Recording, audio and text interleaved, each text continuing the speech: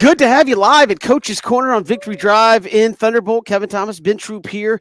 It is draft day. So the day all of your dreams come true or all of your nightmares also come true, depending on how your team drafts their bin. So come on out and join us, Coach's Corner. We're going to be broadcasting live here, obviously, for 3 and out. Afterwards, we're hanging out. We're working the draft with everybody here. We've got a nifty contest tonight. Top 10 picks. Fill them out. If you get the most correct in the pro, you can't just say, hey, I had Kayvon Thibodeau. He went in the top 10. Yeah, but you had him at 2. He went 6. That doesn't count. Got to have him in the order he goes, and whoever gets the most right going to win a 75. I don't even think I did 70. I think I just put two tens up there. 75-inch flat screen TV here at Coach's Corner. So come out and get ready for the draft with us. Jaguars are on the clock. Trent Baalke says, I know what we're doing. We figured it out last night. Doug Peterson told me what we're doing. No, he didn't say that, but Jags are on the clock here. They will have the first pick in tonight's draft. Falcons sitting there at 8. We'll chat with DJ Shockley coming up in about 30 minutes. Chris Rim, AtlantaFalcons.com, will join us coming up in the next segment. We'll get the very latest on what the Atlanta Falcons are going to do tonight in the draft. But, Ben, it is draft day. It is Vegas, where everyone is. We are at Coach's Corner. There's TVs everywhere. We're not going to miss a pick. The time is here for all this team's going to do this and that, and somebody's finally going to have to turn something in. I'm super duper excited for these guys, Kevin. It takes me back, man, some eons ago when a country boy like myself from Swainsboro, GA, got drafted in 2004. Floyd Reese, may he rest in peace. That's back when the draft was 2 days. Now it's 3 days. But I will say this: look, I'm not going to be that person, man. Playing at the University of Florida, understanding this. I am a fan of the players first, college football second, then my Gators. It is going to be the University of Georgia show, starting with the consensus, for most people, number 1 overall picture, Trey Von Walker, and rightfully so. 6'5", 275, 451.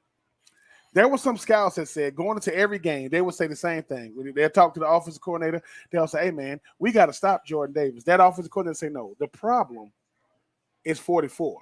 So I just think that Trey Von Walker is probably going to be the number 1 overall pick, Kevin. I'm looking forward to it. I'm going to have to talk about Georgia, and there he is on all these screens. I just talked him up. I mean, he's looking at me right now. But no, it's going to be fun. I'm looking forward to see where these quarterbacks going to go. I'm looking forward to see, how many quarterbacks end up going in the first round, Kevin. And Kevin, you said something starting off. Trent Baalke says he knows what's going on.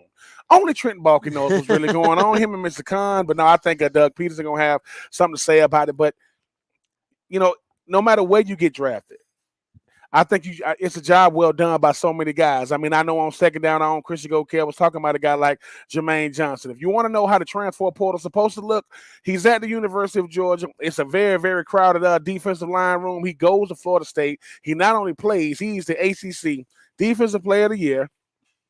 I think he was on Last Chance U, if I'm not mistaken. So think about that. Junior college, Georgia.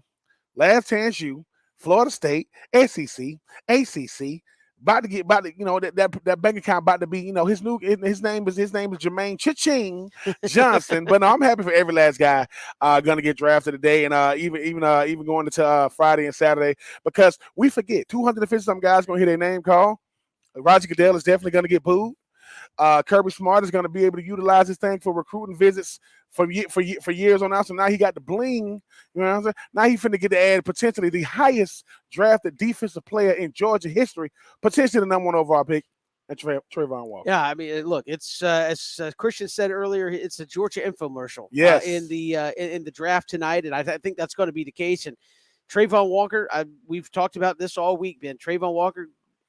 Ever since like I said, you read between the lines of what's been happening for really the last 2 weeks, and Trent Baalke's going, man, I really like Trey Von Walker, and you heard less and less about Aiden Hutchinson, and the Lions just kept their mouth shut. Like, hey, I'll take Trayvon. We want the Michigan product right here in Detroit playing on our defense. So you look at that, and Georgia could have the number 1 pick in the draft, as you have said, as long as he went in the top 5 or 6, he would have been the highest defensive player drafted ever by the University of Georgia. So that's going to happen, it would appear. So it's been a precipitous rise. I mean, at this point, the surprise would be I think the surprise would be if they don't take Trey Von Walker after all this, and you go Aiden Hutchinson or you go somewhere else. I think that would turn the whole thing up on its head. We talked everything from Evan Neal, but again tonight it is about Trey Von Walker, and it looks like you can never be certain, but Ben, you start getting an hour or two out, and people are saying Trey Von. It looks like that's what the pick's going to be. Yeah, Kevin, I think it comes down to versatility. I think when you think about a guy like Aiden Hutchinson, I mean, definitely burst onto the scene this year. I mean, had a banner year for a guy that's, a guy in Michigan who definitely got the brand equity, definitely got the coach who definitely still has NFL ties, and Coach Harbaugh, but I mean, was in New York. Now, the thing about it is, I think when you think about a guy that should have been in New York, I don't know if it was Trey Von Walker, probably could have been Jordan Davis or, Anderson for Alabama. But yes, it's going to be now. When you think about it, Champ Bailey, I think, is the highest drafted defensive player in Georgia history. Oh, I'm sorry. Hall of Famer Champ Bailey, the defensive player. Matt Stafford is obviously the number one, but defensive player, and think about it for a second. When people ask, what did Georgia really do this year? Historic defense like we've never seen before, may never see it again. Gonna set the world on fire because they're going to definitely have the most guys drafted in the 2022 NFL draft. Trey Von Walker, right? He went from a mid-first rounder or a late first rounder to a mid-first rounder to potential number one overall pick. If Aiden Hutchinson goes from number one to number two, let me tell you right this, Aiden, you did not drop. I don't want to hear that. Oh, he dropped. No, both 6'5". I think, but Trey Von Walker, 10, 15 pounds heavier. But he's played everything on the D-line. I got to say this. Dan Lanning, he does what a former defensive coordinator for Georgia, not a head coach of Oregon. He did what you're supposed to do. College is about showing everything I can do. What did Trey Von Walker do this year? Played the wide 9, played the 5, played the 3, played the nose, dropped the coverage, showed his versatility, showed his stuff. And people think that kind of stuff don't matter. Every time you see Trey Von Walker, you see two things: sacking the quarterback and running down receivers. For those of you who don't think hustling to the ball matters, the number one overall pick had 6 sacks. The number one overall pick, potentially in the 2022 draft, was not a first-team All-American. He was on the best team in the country. Definitely on one of the greatest defenses I've ever seen.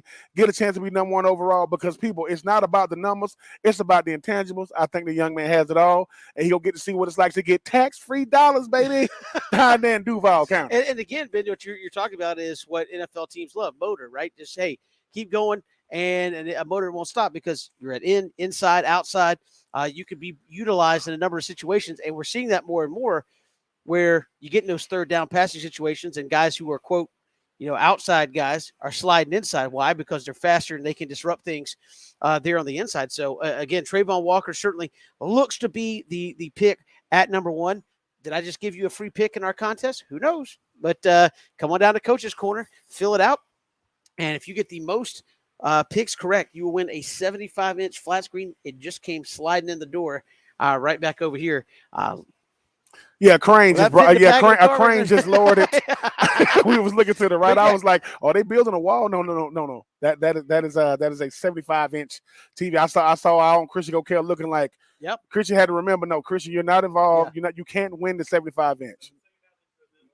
Yeah, not eligible. But you again come out to Coach's Corner. Yeah. Fill it out. All you got to do is get it in before the first pick takes place tonight. And if you get the most picks correct, have a little fun with it as well. And we've done this the last couple of years on our own. And sometimes you get, 4, 5, 6 in the first round. And there's going to be a few surprises you just don't know about. So come have a little fun with us. You never know. You may be clearing out a little extra room in the car before it's all said and done here tonight at Coach's Corner. So that being said, we know kind of get a good idea what the Jags are going to do. Falcons at 8, Ben. They could trade back. There's 3 or 4 guys that you said I really like at number 8. You have possibility of who wants that pick. If there's quarterbacks still on the board that maybe somebody wants, so they have options. And I think I know Christian talked about, hey, where does this draft start? I think it probably starts around pick 3 or 4 because we kind of feel like what the first 2 are going to do. But the Falcons could literally do anything, and that's probably a great position to be in if you're Terry Fontenot, because I could trade back, I could take a pick, and I'm not locked into, well, this is it. We have 3 or 4 guys probably that would fit, make sense, and be a really good addition to the team. Yeah, I think the thing is, I do think that the draft is probably going to start around when Carolina comes up. I think at number 6, but for me, it is going to start at number 8 because you want to see what Terry Fontenot. It's a full off season with this team. You kind of know what the needs are. I mean, you need a defensive end. You need an offensive lineman. You definitely need a receiver. You need a running back. I mean, you need a safety. Like I said, Kevin, it's 3 people. And I'm going to go in this order. If Evan Neal, some kind of way the football guys have just held him back and he is there, you get him. He was a potential number 1 overall pick. And then you start hearing about Hutchinson, and now you're talking about, Trey Von Walker. If Kayvon Thibodeau is there, you got to get him. To me, I think he's the best defensive player in the draft, not necessarily because, his upside is better than anybody else. He didn't tail off at Oregon. And my number 3, if he's there, Mr. Kyle Hamilton, please come on down. Because people start saying, how much do safeties really make impacts? Well, if you can't throw it over his head, he's 6'4". I don't care what he ran in the 40. I see what he runs on the field. His game speed is he's a sideline-to-sideline safety. He is Cam Chancellor, but more athletic, right? To me, he's a thumper. He wants to come down and cover receivers. I mean, he wants to come down and cover guys in the slot. So, but in that order, Evan Neal, Kayvon Thibodeau, Kyle Hamilton. But knowing me, none of those guys will be there. They're probably going to end up going with Garrett Wilson or one of these receivers. But if you want to put it, but you sound disappointed if that was it's not so much. It's not so much I'm disappointed, Kevin. It just sometimes the draft is I want to give the illusion because AJ Terrell is going into his 3rd year now. If you already know you're in a rebuild, maybe I have a number 4.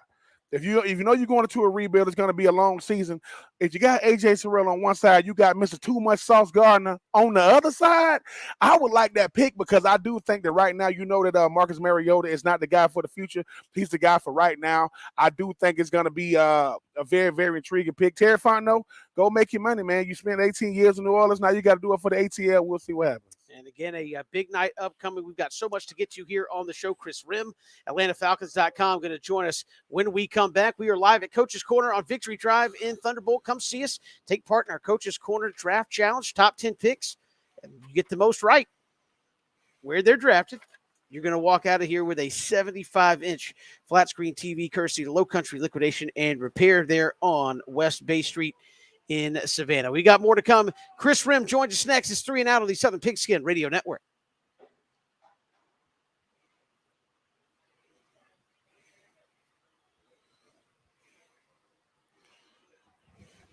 And I should be able to hear him like this, right?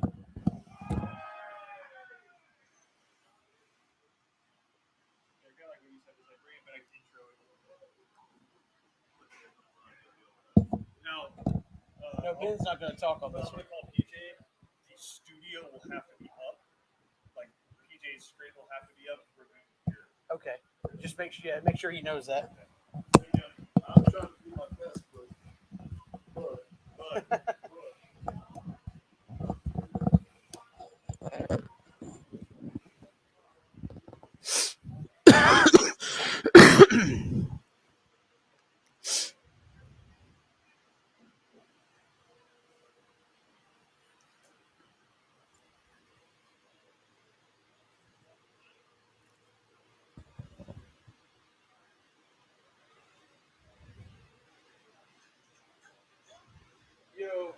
When the guest is on, you're gonna have to leave your screen up there because like it gets its audio from the board, so the only way they're gonna be able to hear the phone is if you're on.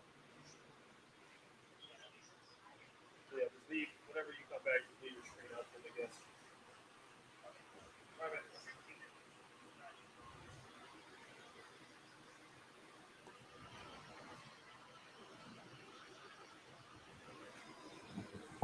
So what you bringing it back? Yeah, you're not going to talk to him.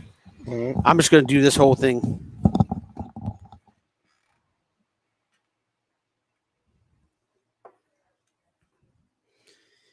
Apparently, Eli is playing shortstop at their game right now. He hadn't played shortstop all year. Oh, they're showing versatility. It's 6-0, 7-0, 8-0. In the top of the first. This is not going well.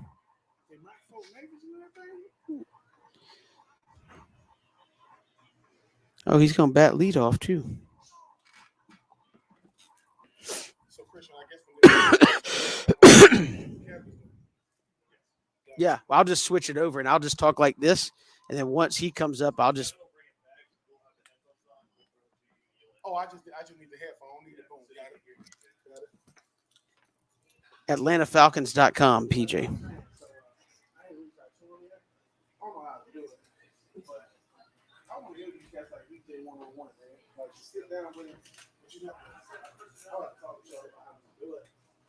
He took my certification and I said, "If you want to do something different, DJ, cool." Right?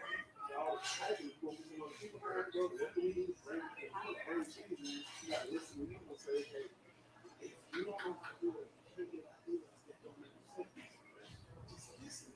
We do it every. Wondering there is something central that says you get this much up front, you get this much a month. It's how you make money. Make money. Now, you start to have to plan. You start to come. You can bring that when people take the time. What you mean? Man, we got college people all over. And it just, we got Mark Pickett,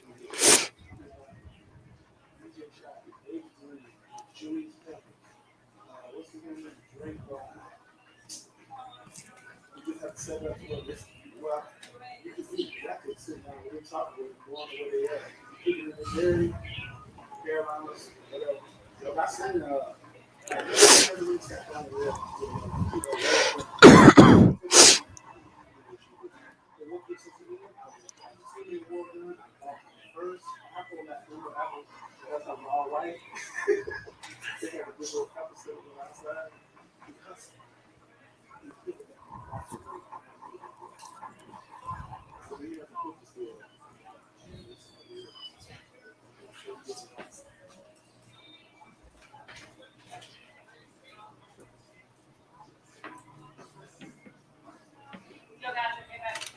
Yes, ma'am.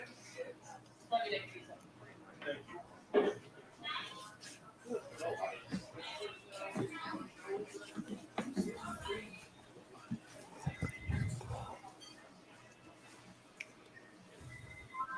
First, we got to get into this. Good to have you back here. It is 3 and Out coming to you live from Coach's Corner on Victory Drive in Thunderbolt. We are getting ready for the draft.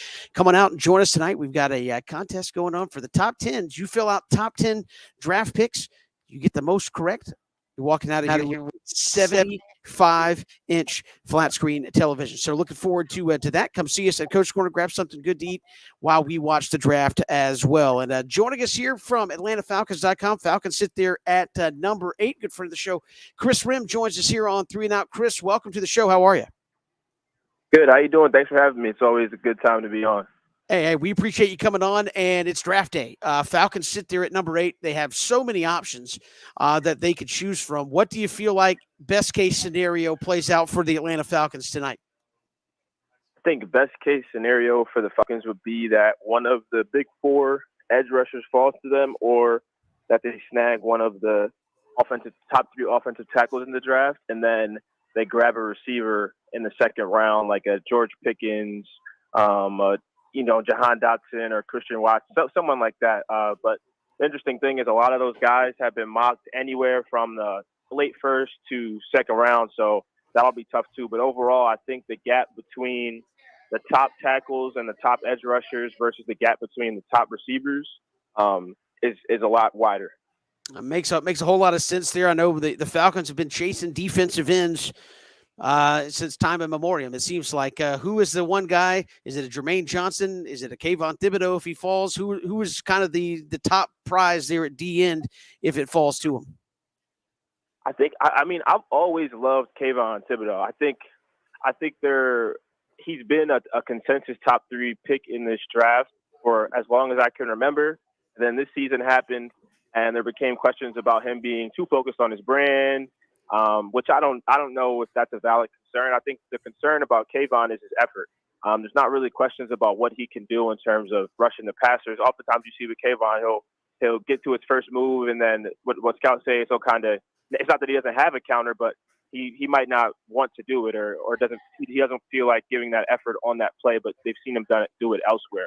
So I really like Kayvon Thibodeau. I think, Trey Von Walker has the biggest upside of the group, but I don't think he'll fall. I feel like Kayvon or Jermaine will likely be, if they are to fall, they'll be the ones that'll be there at 8. And also, I forgot to mention too, I like Sauce Gardner a lot, the cornerback from Cincinnati.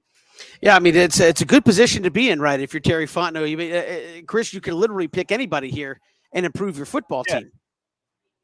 Yeah, and I think it's a great spot to be in because I'm sure you guys know it. I'm sure you guys follow drafts and projections, and you guys are listening to what people are saying. But all the scouts that I've talked to, and Terry Fontenot, even 2 days ago at his press conference, he said that he doesn't remember a draft where, at least as long as he's been working in front offices, where the week of the draft he has no clue who the top 2 picks will be.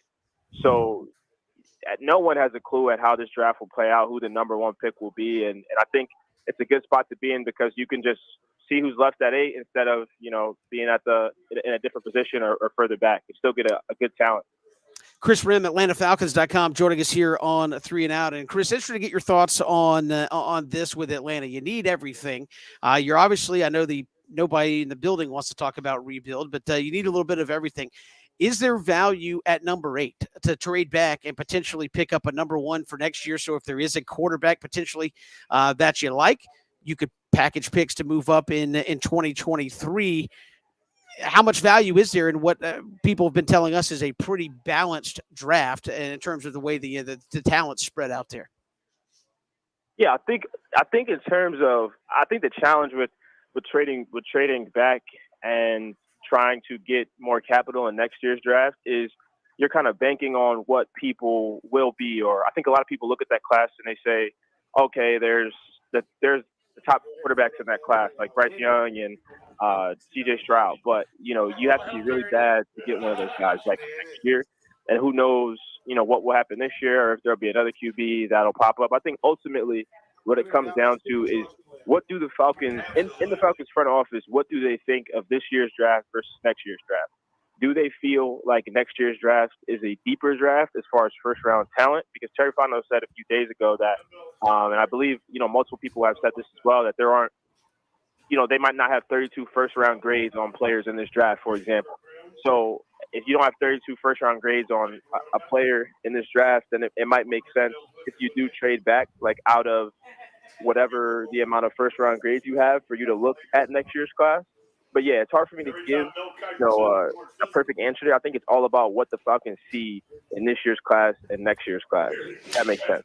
Sure. Yeah, absolutely. Chris Rim joining us here from AtlantaFalcons.com. Chris, speaking of those quarterbacks, you have Marcus Mariota. I mean, I think everybody kind of knows 2-year deal, kind of what his situation is. Do you see the Falcons taking a quarterback in this draft? Could they take a quarterback early and try to develop, or is that something you don't see happening here in the draft? I don't see the Falcons taking a quarterback this year. I think if they were to take because and again, they could obviously, but I don't see them. I think for me, I think that the Falcons should see what they have in Marcus Mariota. I also think that if there's a quarterback sitting there, but maybe at the end of the first round, who the Falcons may have a high grade on, or even possibly in the second round, I think it makes more sense for the Falcons to trade up into the first round to get a quarterback at, say, 32 or a pick like that. If you want to get someone like Malik Willis or Desmond Ridder or Matt Corral or Kenny Pickett, any of those guys, because if you do get them, when you get a first round pick, you get to extend that 5th-year option, versus if you get a quarterback in the second round, then you only have 4 years with that guy. So I think it would make sense for them to trade up and get one, and considering the amount of picks they have, that would make sense to me. But for me, I think with the way the quarterbacks look this year, I don't see them picking one early, and at least in the first round at 8. And I also think that Marcus Mariota, I think the Falcons need to see what they have in him, because Arthur Smith came from Tennessee, obviously, where Mariota was benched and Ryan Tannehill became a starter. I don't know if it was in their plans for Ryan Tannehill to be their kind of like franchise signal caller, what he is now. He's been there for a few years. They gave him a contract extension. Who knows if Marcus Mariota could be something like that. So I think Marcus deserves a shot this year. So I would say I don't see the Falcons taking a quarterback unless they trade back into the first at like a 32 or 31 to get one. Chris Rim, AtlantaFalcons.com, joining us here. Falcons with the number 8 pick tonight. As we move through this draft, where do you think some places get addressed? You mentioned wide receiver, which they're very thin right now. Top of the second round. Do we see a running back? They went the free agent route last year for Arthur Smith with Mike Davis. You ended up with a wide receiver kind of hybrid guy playing back there. Do they address a big bruiser back later in the draft? Robinson from Alabama, something like that. Zamir White maybe from a Georgia, kind of a bigger power back in this draft. Yeah. I think for me, I was big on the Falcons getting a running back before they signed Damian Williams. I think now if they draft a running back, I would kind of wonder because you have Cordell Patterson, you have Damian Williams, and you have Mike Davis on the roster. So I guess I would wonder where would that guy fit in? In the backfield. That's an extremely crowded backfield. That would mean there will be an odd man out somewhere, or is CP playing wide receiver this year? What's going to happen? But I think if they do target a running back, I think my favorite of the class is Breece Hall, and then Kenneth Walker behind him. And I think obviously those guys would probably be guys you have to invest a second round pick on. I think it's more likely if they do get a running back, they get someone that you mentioned, like a Zamir White or Brian Robinson Jr. from Alabama. I think Zamir White makes a lot of sense here. I think he's a player that a lot of scouts like. When I was at Georgia Pro Day, scouts talked about his backstory, and for those who follow Georgia football, and I'm sure people listening to this know his backstory of that he was near death when he was born, and he's kind of prevailed to become this outstanding running back. And he's a player who first, kind of cliche, but first one in the gym, last one out. He does everything the right way. He's a tough physical runner who can also catch passes out the backfield. He's a guy you wouldn't have to worry about at all. So I think if the Falcons did get someone, I think he's a person who could potentially fit Atlanta. Chris Rim, AtlantaFalcons.com, joining us here on 3 and Out. And Chris, finally, you look at Arthur Smith, Terry Fontenot going into this draft, year number 2. How did they approach this thing? I know last year, their first draft, you had Kyle Pitts, who worked out really well. And you had really maybe one other draft pick after that got a lot of contributions. I know Richie Grant's still a project and some of that. How do you think they approach this draft? Do they need to up the hit rate a little bit more in terms of guys that are being big contributors? Yeah, I think this year they approached the draft, I think similarly to how they did last year in terms of the best player available. I think they're going to look to, bolster that wide receiver room for sure. I think in the early rounds, they're going to look to bolster the receiver room and the pass rush, because those were the pass rush in 2021 was worse than the league. And I think the wide receiver room right now is pretty barren. I think they'll look to bolster those two things. And I think, just following the same process of best player available. I think when you look at the class last year, I think we have to give those guys some time, right? I don't think everyone is going to be Kyle Pitts, obviously, but I think when you look at a guy like Richie Grant, I think for the most part, what the public expectation of him was not what coaches on the inside had of Richie. I think last year Richie did what he was asked to do of his coaches, and defensively, at least when we talk to DMPs and coaches like that, did everything he was asked of. And I think this year they expect him to take that next step, if that makes sense. So I think the Falcons go best player available while looking to bolster that receiver room and bolster their defensive line, specifically at the edge rusher spot. And again, the Falcons sit here with the number 8 pick tonight. Chris Rim, AtlantaFalcons.com, our guest, thinking the Falcons going to go DN potentially there at number 8. Chris, appreciate the time. Thanks so much. Enjoy the draft. Thank you. Appreciate it. Chris Rim joining us here at AtlantaFalcons.com. We are live at Coach's Corner on Victory Drive in Thunderbolt. Come see us. Top 10 draft challenge going on. Fill out your top 10. Somebody just came behind me and said they got the winner right there. So top 10, fill out your top 10s in the draft tonight. Most correct picks. Going to walk out of here with a 70-inch flat screen TV for Low Country Liquidation and Repair there off of West Bay Street in Savannah. We'll come back. Ben will chat with DJ Shockley, former Georgia quarterback, Atlanta Falcons quarterback, next here on 3 and Out, live from Coach's Corner on the Southern Pigskin Radio Network. Awesome. That worked out good. We can do one of two things. Just have Ben do the whole segment like I did, or I can toss it. Whatever you want to do.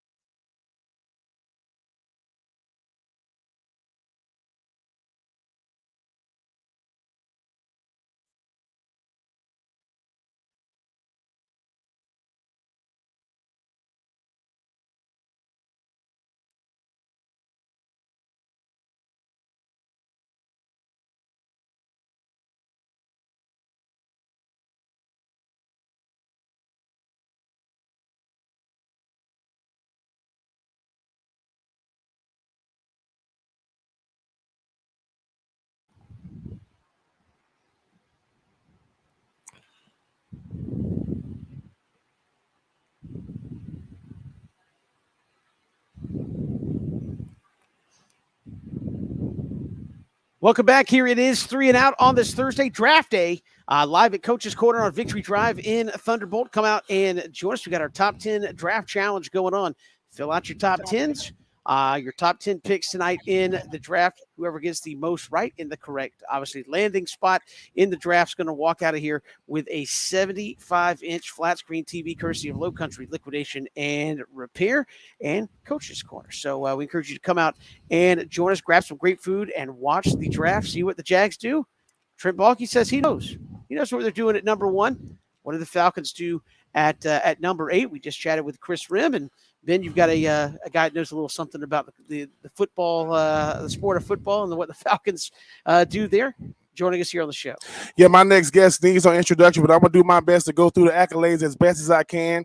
The 2020, a seventh-round pick in 2006, 223rd for the Peace Up A-Town Down Falcons, won 2 SEC championships, 1 SEC game MVP, works for Fox 5, UGA Radio Network. The great DJ Shockley of them Georgia Bulldogs. What's going on with you today, DJ? True. What up, fellas? Man, appreciate y'all joining me. Obviously, as everybody is getting ready for this big draft night tonight, and I'm sure everybody's excited about it, and we're excited about it in Atlanta here too. Now, DJ, when you think about the draft tonight, I mean, Georgia's going to be the headliners. You go back to 2021 was obviously a magical year, topping it off with the national championship. But you look at this defense, you look at this team and these draft eligible guys. Jordan Davis. I mean, you talk about seeing. I mean, it's top to bottom. Going to be maybe 20 Georgia guys going to get drafted. Did you see a guy like Trey Von Walker potentially being and might going to end up being the number 1 overall pick? Yeah, man, you know what's crazy is a lot of people may not believe me, but like you mentioned, I get a chance to travel with the team every single week. I get a chance to be on the sideline. I get a chance to be in the locker room with them and see them close up and personal.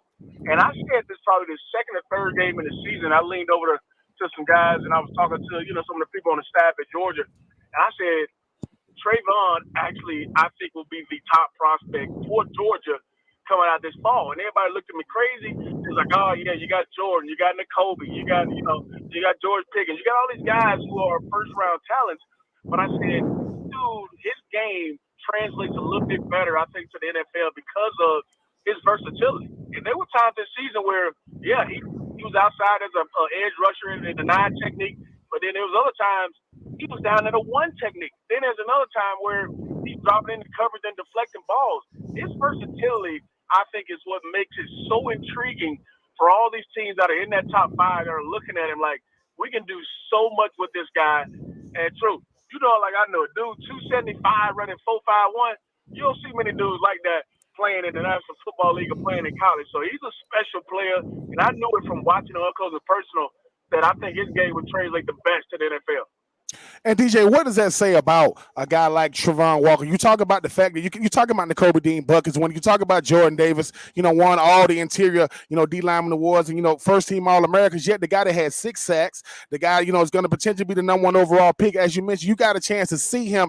There's versatility, and then there's what Trey Von Walker does. When you talk about playing the 1, playing the 0 technique, dropping into coverage. Is it the tape and what he put on tape? Or is it the fact that, look, man, we haven't seen nowhere near this young man's ceiling? And I think that's what's important is the people who understand the game, the people that actually sit down and watch the film, they see what's so special about Trey Von Walker. And a lot of people, there are a lot of guys out here that look at the stats. They look at, he had 15 sacks. This guy has been talked about by everybody.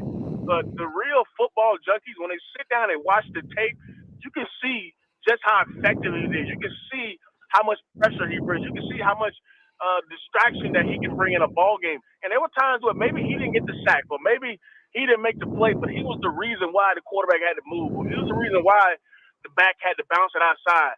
Because he can be so disruptive, I think that's what makes him so special. And that's why when people probably haven't heard of him or didn't know that he was one of the big names on that defense, is because they didn't dive into the film and see exactly what all this guy can do. And when you turn on that tape and you watch that Georgia defense, I guarantee you number 44 flashed a lot, just as much as 99 did or just as much as N'Kobe Dean. Talking with DJ Shockley, former University of Georgia Bulldog, former Atlanta Falcon, talking about these Georgia Bulldogs who's definitely going to be headliners. DJ, you played the quarterback position. You know how hard it is to get evaluated because you don't know what they're looking for. They ask you to throw the deep ball, you throw the deep ball. Then they want you to throw the intermediates. Do they want to do a threat quarterback? Them A-Town Falcons coming up at number 8. No one knows what Terry Fontenot is going to do. But this quarterback class, what do you like about him? What don't you like about him?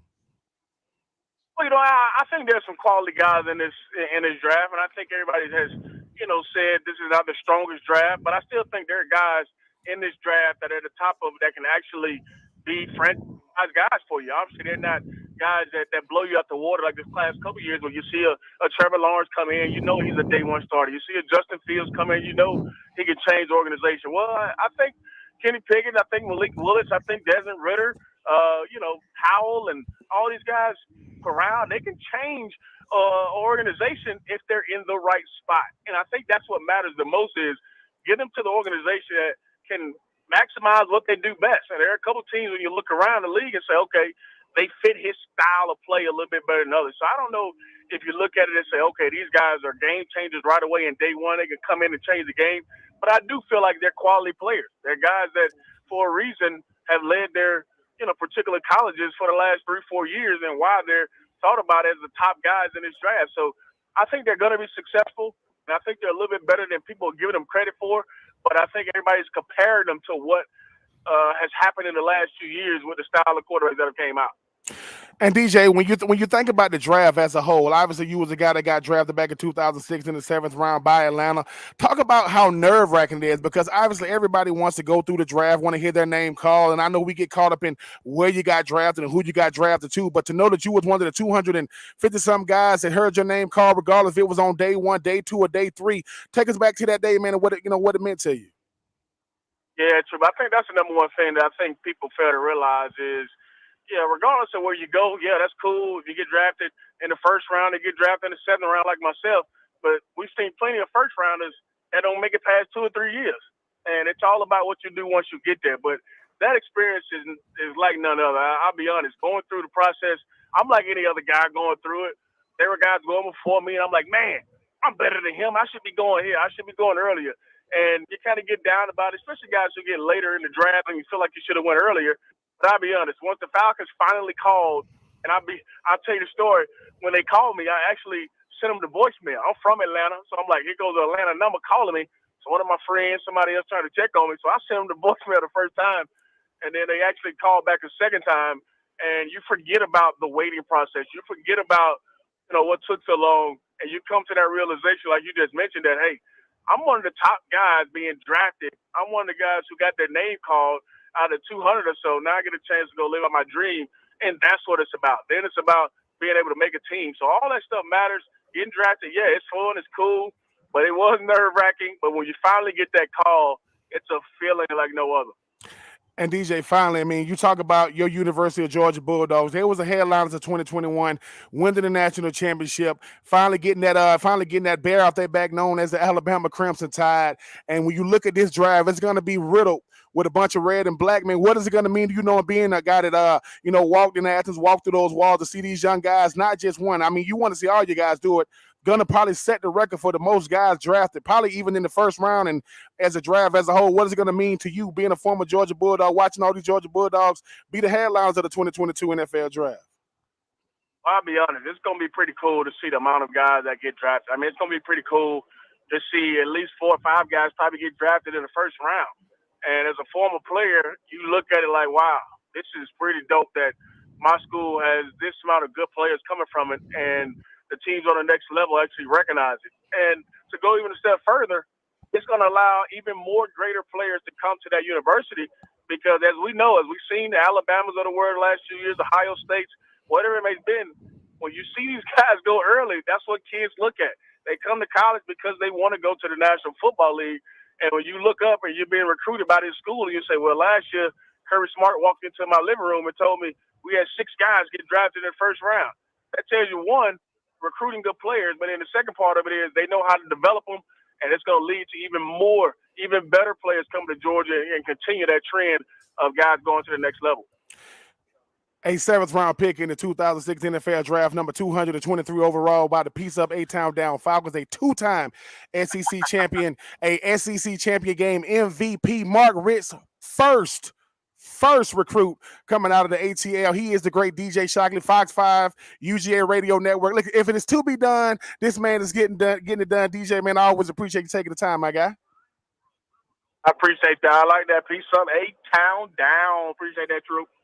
Hey, man, I am being true, man. This is 3 and Out. And when we come back, man, talking all things draft, this is 3 and Out. We'll be right back.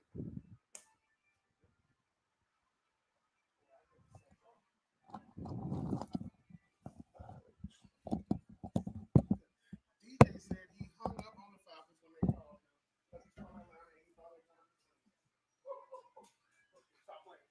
Not doing it? How funny would that be if you're like, who was the coach? Who was the coach when he got drafted?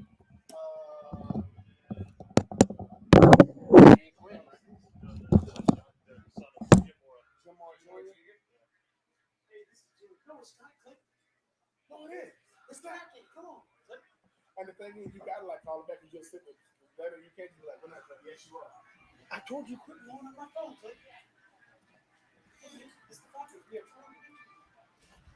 Draft day, Johnny Manziel. Switch the headphones back. Yeah, I switched that. Okay.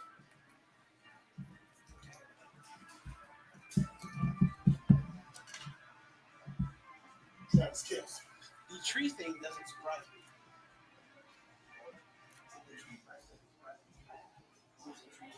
Yeah, that's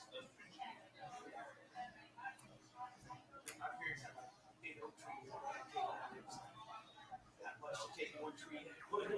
really the cheaper is if you don't have to pull it out. That's hard to believe. Did he graduate, right? Let's go. RHA. Ronald Acuña Jr.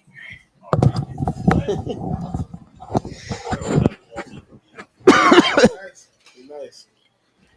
I mean, you know you're nice when they wasn't even scheduled to have you on. Back to service, who was that walking out like that? Who was that? That's Jermaine Johnson. Ooh, that's called don't be afraid to be who you are, young man. the record for the amount of players in single draft in the school is 14. 14? Ohio State did it in 2004. LSU did it in 2020. It's about to get broke tonight. Georgia has 16 draft grade players. One of them's Adam Anderson. He's not getting drafted. Okay, so you basically need all 15. You would need all 15, including Jake Marta, the punter, Which somebody is snatching. to get. Well, there's only been 2 punters drafted in the last century. Oh God. But there's a chance they tie it. I mean, hey. But they have a chance for first round picks, right? Depending on how it goes. The record is 2004 I don't know who it has. I don't know who has the Miami. I think they had 6. Yeah, Jordan did that.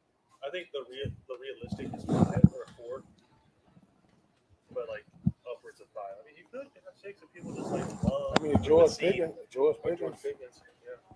And I've seen some that had. You never know how it plays I've out. seen some that had. What's the other Walker?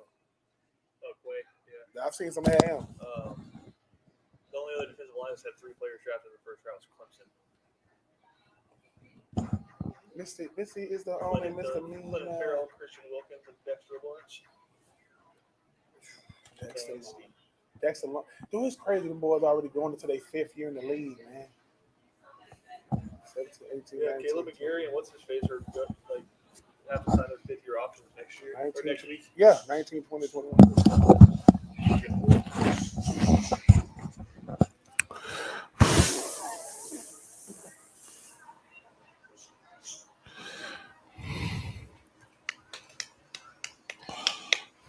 I'm going to look up at some draft prospects for the final hour, Ben. We're going to play Boom, Bust, or Just Another Guy. Okay. Or just a guy. Or a jag. Oh, that's true. I don't have that put together yet. If you want it, I can put that together. Sure, why not?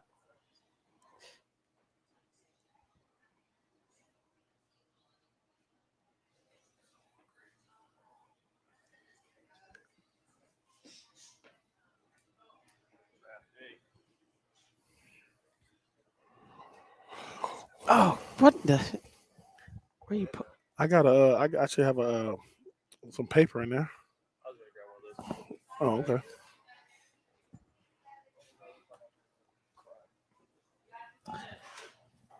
Here we go. Welcome back to 3 and Out here live at Coach's Corner on this Thursday afternoon. It is draft day. Come join us. We got our top 10 challenge going on, Ben, where you fill out your top 10 in the draft. Whoever gets the most correct picks in the top 10 going to walk out of here with a 75-inch flat screen TV, courtesy of Coach's Corner and Low Country Liquidation and Repair TVs, appliances, electronics, and more. So we'll get to the draft coming up. We got Take 3 coming up around the corner as well, Ben. But first, while we have a moment, the Braves and Cubs play tonight. A chance for the Braves to win a series if they can win. Had a chance to do it last night. Didn't get it done. But a chance to do it tonight. But the news of the day, I'm back. Ronald Acuna Jr. back. A lot of people saying, well, what does that mean? Is he going to DH? No, sir. In the lineup, playing right field, batting leadoff tonight for the Braves coming up tonight. Now, he will have the day off tomorrow. They're traveling. Not going to play tomorrow, and maybe day games after night games, maybe not going to play for the time being, but they're going to ease him back in, maybe DH some, not play as much in the field. But tonight, in the lineup, in the field, good to have number 13 back. You better act like you know if you didn't know. Ronald Acuna Jr. said, man, y'all not finna have me back out there sparingly. If I'm going to be out there, I'm going to be out. Plus, like you say, Kevin, getting the day off, definitely ahead of schedule when you talk about rehab. Definitely a guy that's, obviously they were going to kind of, if you want to call this, if you want to call this bringing him back slowly, but he's been in the MLB long enough to understand his body. And he said something that I'm going to say right now. He said, look, when I first got hurt, I didn't think I would get back to how I was. Now I think I could be better than what I was. Better than what you were? It's the only person I know that's better than what they were is our own PJ Zuko. And you got to know them to understand that, people. But no, I'm looking forward to having Ronald Acuna Jr. back out there, Kevin, because he is the heart and soul of the team. Now, Matt Olson don't know what it's like to play with him. I don't know how many games. I don't know what it is about him and Rosario. They can't get him on the field at the same time. Now, Rosario is out with eye surgery for the next 3 months, but he's going to be that joke. You talk about Isaac Elba, you talk about, you talk about Austin Riley, but how much can he help a guy like Dansby Swanson just kind of get out of that mode of, look, man, you don't got to keep pressing.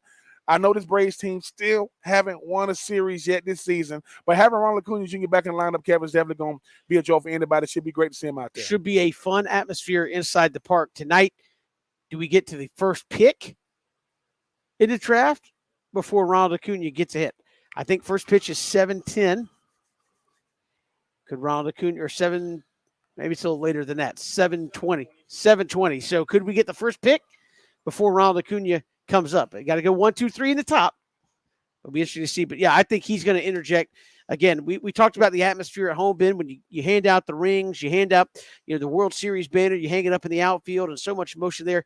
I have a feeling that Truist Park tonight is going to be rocking when they announce number 13 coming up to bat in the bottom of the first inning, because there's a lot of people that understand, minus Freddie Freeman, and even if they have kept Freddie Freeman, this is the guy that maybe it would have been this year or next year was going to take over as the dude in Atlanta moving forward if he hasn't already. And so much love for him and what he brings to the table on that baseball diamond in that clubhouse and in the stands. I think it's going to be a remarkable atmosphere tonight there in Atlanta when he finally is able to come back. I mean, I guess the only thing is don't put pressure on yourself going there. I got to hit a home run first, but settle in and play his game, and he brings a lot to the table. Listen, my grandfather introduced me to the Braves a long time ago, Kevin. He would always point at certain guys. He said, you see that John Smoltz? You see that Tom Glavine? They wanted them ones. He used to say that. Ronald Acuna Jr. wanted them ones, people. Just imagine you coming to True. You ain't know you were going to be there. All of a sudden, wait a minute, what? You getting ready to drive by somebody yelling at Ronald Acuna Jr.'s plans. And all of a sudden, the parking to the max. The Braves aren't stupid, man. I saw a social media post that said, Ronald Acuna's back. He's playing tonight. Tickets here. Like, they put the link. It's like, they knew what certain guys moving the needle, though, Kevin. And like I said, Kevin, you've been watching baseball a long time. Listen, when I'm watching football, I can tell you who's who. When you watching baseball, you can tell me who's who. No matter who we speak to about Ronald Acuna, Sid Breen, players on other teams, Ben Ingram. Yeah. No matter what you say, they say, oh, this guy right here, I mean, he can flat out do it all. I think Ronald Acuna Jr. is going to have to, slow it down a little bit, but hopefully he goes yard today. Hey, that would be a storybook start to the 2022 campaign for Ronald Acuna Jr. He's back in the lineup. We are coming back to Coach's Corner, counting you down towards the draft. Come join us. Got a chance to win a 75-inch flat screen TV. It's 3 and Out on the Southern Pigskin Radio Network.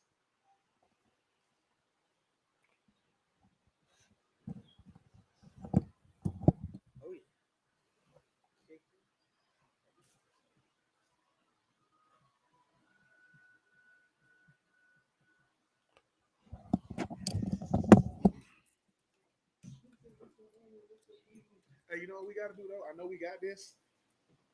If I get like a white and color helmet, can we design our own helmet? Well, I think we need. Huh?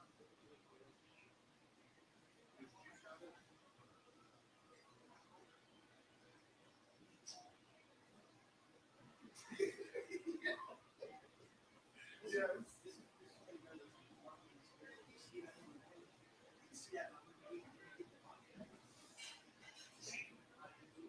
Just saying.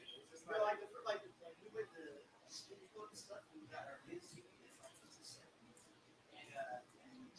Yeah, I was like, yeah, that'd be nice. And then they was in with the box. Like, my team like I think it's like 55, whatever. But mine was free. You know what I want mine from? Change it up. Okay, but what I'm saying is, I don't have a TV in my room. You want yours older? No. Well, yeah. Well, I hustle Jake Brown because. But this thing, so we got the TV. He said, as long as we just sell it on eBay and just split it. I said, cool. He ain't got it. He goes, no. I want TV. I want to play for it. What else? What you want to do? He said, I'm going to use 200 balls. You got to catch it. I said, you're going to lose that. I said, he said he's going to lose 200 balls. I like to catch it. Football? Yeah. Does he know what you make money? So what I did was, he said, all right. He said, I'm not doing basketball. I said, how about we do both? He said, cool. So we're going to nice ball. Yeah.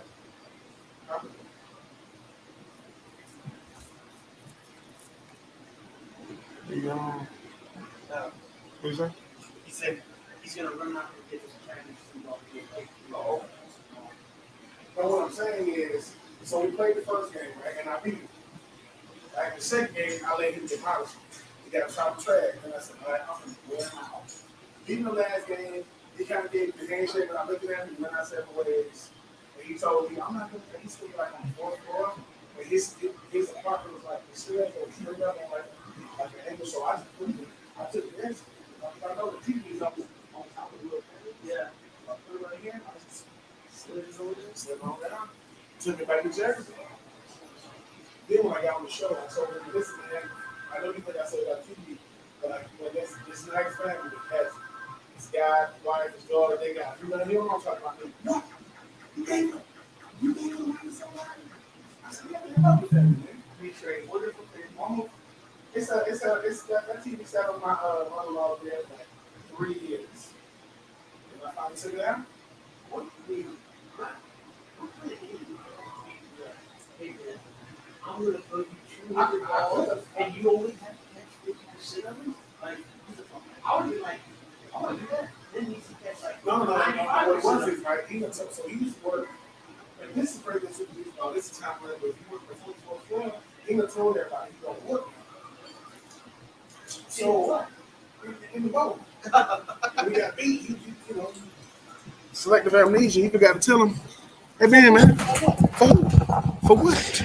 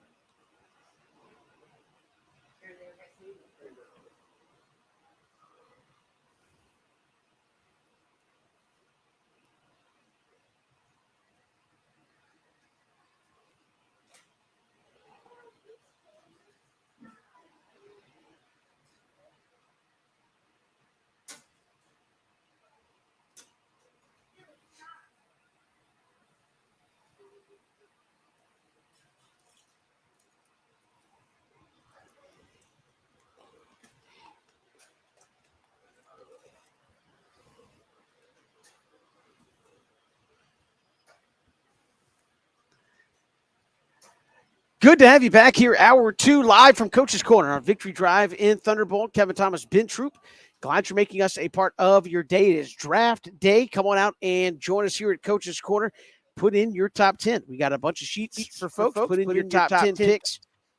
Whoever gets the most right is going to win a 75-inch flat screen TV courtesy of Coach's Corner and Low Country Liquidation and Repair. Going to be a fun night here at Coach's Corner. You can't go wrong. Plenty of TVs, plenty of angles to watch the draft, and, of course, plenty of great food and ice-cold drinks to go around as well, Ben. So we're getting excited for this draft. What are the Falcons going to do? Well, who's going to be available there at 8 for the Falcons? We'll talk about that coming up this hour as well. But first, let's take 3 here on 3 and Out, shall we? All right, Ben, take 1. Which team do you trust the most with the draft, i.e. a team that's always consistent, a team that always seemingly knows what they're looking for? Not saying they don't ever have busts, but which team do you trust the most in a draft? New England Patriots. I mean, because the whole thing about it is, right, what New England does, they just go about their business. They don't make waves. And no matter who they pick, Kevin, we're going to say, oh, man, that's a great – because we focus more on, the Jags. We focus more on the Falcons, but it's not like we don't know. You look at the young Mac Jones last year in 2021, rookie, was able to win with him, obviously replacing the man of all men, obviously with a guy like Tom Brady. But I think what New England does is they get players that could do multiple things. You don't just do one thing. They'll get, when you talk about, they'll bring over a guy, like get a guy like Julian Edelman. You'll say, well, dude, he's a slot receiver. Well, he played quarterback. So in the playoffs, they'll use him to do double passes and different things. So they look at that Swiss Army knife type player, a player that you say, look, I thought he just did this. No, if you can't play multiple positions for New England, you can't. And for those people who say, well, Tom Brady never did anything. Tom Brady punted the football. Now, he's not a punter, but they make sure that you have to do things the Patriot way. So I think that when the team I trust the most is obviously the Patriots. Now, a team that also does really well is Pittsburgh. I mean, people forget. T.J. Watt, the young brother of J.J. Watt. When he got drafted, people were like, yeah, how good is he going to be? 2021 Defensive Player of the Year, tied Michael Strahan's 22.5 sacks, signed a big contract. So give me them Patriots, give me obviously them Steelers. Those are 2 teams that really, really understand. Trust their scouting department, Kevin. Yeah, I was going to say, Ben, you took my answer. I was going to say Pittsburgh. I mean, because whenever they draft, you kind of always sit back and go, yeah, that seems like a Steeler kind of player. Even I'm not saying they all are 100% hit, but hey, nobody is. And I feel like the Steelers get more of who they want to fit who they are. And you're doing something right when you don't hardly ever miss the playoffs, right? I mean, it's Mike Tomlin. I don't think he's ever had a losing season there for the Steelers. Before him, who was it? Bill Cowher. Bill Cowher. Never. I was always in the playoffs. So I think the Steelers, I would trust them the most. Since you took that answer, I would say my number 2 would be Baltimore Ravens right now. I mean, it seems to me like when it comes to draft, they know who they want, they know what they're looking for, and they're able to go out and get it. Again, does that mean 100% of it works out? No, but it seems like they have not had as many flops in the draft as some other teams. All right, Ben, take 2. We talk about who we trust the most. Who do you trust the least? Which franchise do you trust the least in a draft? Detroit. Because I think what happens is, Kevin, even though Jacksonville is going back-to-back number 1 overall picks, I mean, you take Detroit for a second. They drafted Barry Sanders. They drafted Calvin Johnson. Matt Stafford. They drafted Matthew Stafford. Couldn't win with none of them, right? Couldn't win with any of them. Two of their 3 greatest players quit football. I am not playing anymore if I got to come back to Detroit. I just think that sometimes you got to ask yourself, what are we doing wrong? It's not that we don't have an eye for talent. We don't have an eye for grouping that talent together. You give them Calvin Johnson, but and a Matthew Stafford, but you don't add no pieces around them. So I think when I think about a franchise that's been in the dumps for a long time, who's picking number 2 in the draft? That would be the Detroit Lions. Who has a guy who a former number 1 overall pick? That would be Jared Goff. Who does Detroit not want to be their quarterback right now? Jared Goff. So for me, it's Detroit, because I think what happens is when you talk about a team, you had Matthew Stafford for 12 years, right? I think you made the playoffs once with Matthew Stafford. He leaves your team, goes to L.A. with guys around him. He wins the Super Bowl. So I think for me, it is Detroit, because it's hard. It's hard to go from a losing franchise with just a – they don't – I mean, when you think of Detroit, nothing – I mean, now what? They make a bunch of. Do they still make cars up there in Detroit? I don't even know. So for me, Kevin, it is the Detroit Lions. It's not the players' fault. It's when you grouping them together. So for me, give me Detroit. I mean, I would say it's the Jets, right? Wow. I mean, Yeah. Again, you're talking about swings and misses. What was it, Sam Darnold? He's not there no more. Yeah. So I'm looking at the Jets. Say, hey, have they had some good teams yet? Not recently, and it seems like whatever they've tried to do in the draft hasn't played out the way they wanted it to have happen. And you're getting lapped in circles by the Patriots, by the Dolphins, inside that by the Buffalo Bills. Thank you. Inside that own division, and you have not been able to find any footing in the draft. Somebody you can hang your hat on and say, this is our dude that worked. That you're having to go out the free agent route and hope guys will work out for you in that route. So I would say the Jets are going to be my number one. All right. And finally, take 3. It is the draft. It is the draft. It is Las Vegas. Right? Give me your lottery pick, i.e. the guy that could be the steal of the draft, the winning jackpot of the draft that nobody is talking about right now. I think my steal of the draft, and I know people go, it might be George Pickens, because the whole thing about it is this, right? When you take a guy that's that big, that fast, that strong, has had to deal with a lot of injuries, right? People will say, okay, what type of player can he be? And the fact that, Kevin, you don't know. I don't know how good he can be. That's a good, and now that is more of the barometer of the draft. But to me, when you think about a guy like George Pickens, right, it was always the injuries. It was never him as a player.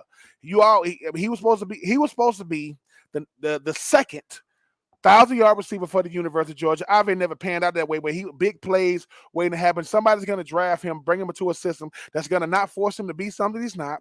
I'm going to put you on the outside. I'm going to let you go one-on-one with these big-time cornerbacks. I'm going to throw you these 50-50 balls. I'm going to go through the full route tree. I don't agree with some of these analysts saying they don't run the full route tree at Georgia. Not true. I just think that when you look at a guy like George Pickens and what he brings to the table, you miss a full year of football and you still want to work out at the combine when nobody would have been mad at him had he not worked out. Man, 6'2" or 6'4", 200 pounds, ran like a sub 4.39, 4.4, 140. Obviously a big time player. I think George Pickens is going to make a NFL roster very, very, very, very happy, because he's kind of like a Georgia running back. They do it by committee, so they still got their best years still ahead of them. Give me George Pickens. I think he could be the pick, Ben, for what you said. Did not play most of the season, played sparingly in the playoffs. I think he got maybe a play or two in the SEC championship game. And he don't like DBs. And just put on the Georgia Tech tape. Well, I'm saying, but this is a guy that, you draft him. He's coming off injury. He's not injured now. He's in that recovery process, and obviously well enough to play.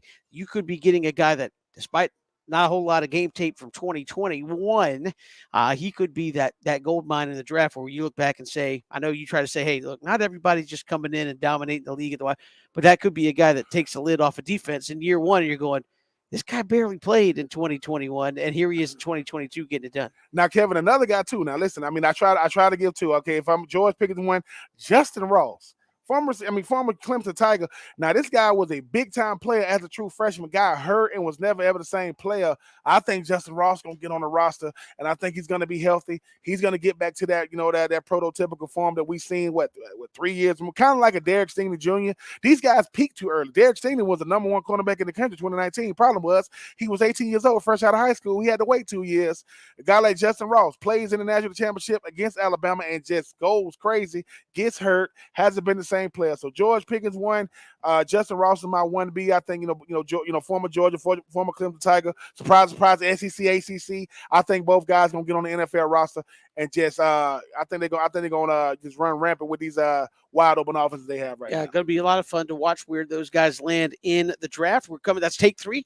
We do it each and every day. This time we're live at Coach's Corner on Victory Drive in Thunderbolt. You see the big screen. Which way am I pointing? That way. I think you, behind Ben's Yeah. head here at Coach Corner. Come out. We got our top 10 challenge. Put down your top 10 picks. Whoever gets the most correct can walk out of here with a 75-inch flat screen television courtesy of Coach's Corner and Low Country Liquidation and Repair on West Bay Street in Savannah. It's sitting right over here to our right. Somebody's going to walk out. Just come out and have fun with it. I know people say, well, look, it's a draft. And Ben, we talk about this all the time. You can think and you have it all down. One person goes in the spot, that people haven't thought about, and it changes the whole dynamic of the way the draft plays out from there on down. So, going to be really interesting to see this draft tonight. Coming out, fill one out, have some great food with us here at Coach's Corner. Yeah, Kevin. Listen, the NFL draft is still the most intriguing, spectacle we have in sports outside of the championship games and the All-Star games, because you got a vested interest. Either you cover them, Kevin. For you cover them in high school, maybe even in college as well. And then you see what these guys. I like when people say, "Man, I remember when this kid was at school X in high school, and then he goes to this school, and you see what they becoming." I think you got storylines like Jermaine Johnson. I mean, at Georgia, you go to junior college, like the dude was on freaking Netflix. Now he's about to be able to, probably, buy some steak in Netflix when he get this money he about to get. But I think it's about the storylines. I think it's about the players. I think it's about guys like Jordan Davis, who said he thought he was going to be a DJ. His name was going to be DJ Oreo, because he like Oreo. He said these things. I'm looking for who's going to be the DK Metcalf, who's going to be at home, who's going to just the flood of emotions just going to come out when you get drafted. This is a dream come true. The hardest place, the only place you're going to get it done as in college. I've seen guys go. I've seen guys swim. I've seen a lot of guys sink, not because they're not good enough, but the talent level is so elite. But it is the 2022 NFL draft, and it's going to be epic. We've got more to come here on 3 Now. PJ said, write it down. Jaquan Brisker, safety from Penn State. He said, dude is a monster. He probably ran a 4.2 or something crazy. Is he gonna go to Pittsburgh? That's PJ's other team. There with the Steelers. We've got more to come live at Coach's Corner here on Victory Drive. Come out and join us. Enjoy the draft. Some great food as well. It is 3 and Out on the Southern Pigskin Radio Network. And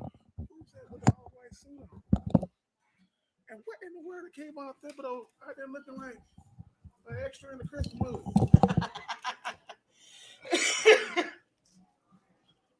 But to me, that's what I be trying to. I be trying to notice who guys are without the helmet off, because it's hard to do that. Yeah.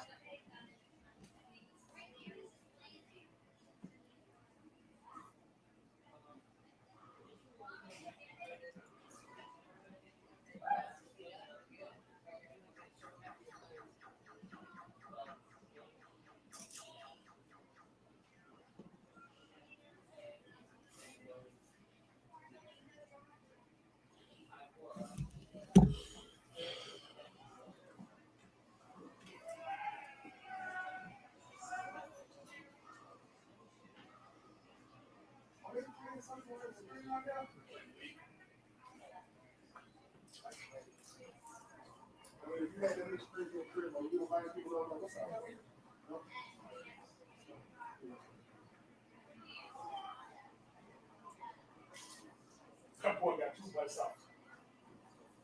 It was nice.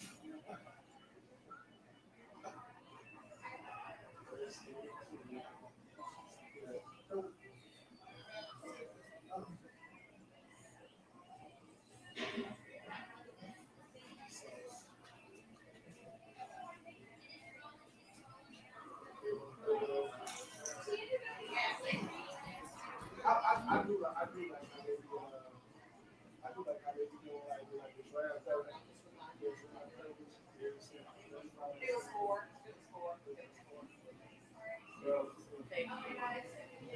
Joe, you feel back there?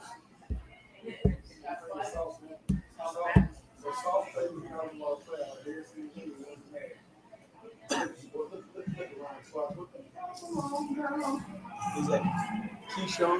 Keyshawn and Marcus Spears. I bet it's feeling nice out in Vegas. You got a preacher sitting on the preacher, I think you're on the top of it right there. Huh? What did you ever think ESPN will go with guys that even win the time? I mean, give it to you, man. Listen to that. All coverage. We're going to try to slow money.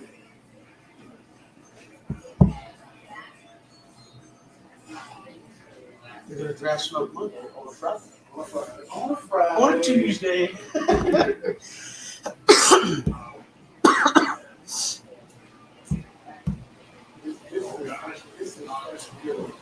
They had to try though. They were all about the telegraph pass.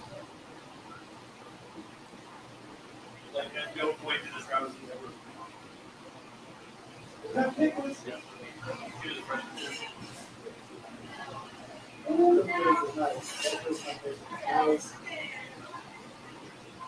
There's not much better than that right there.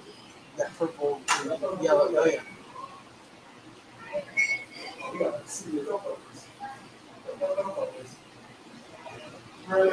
Oh!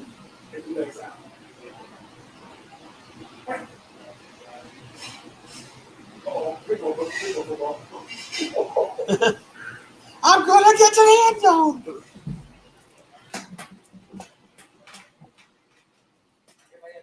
Yes.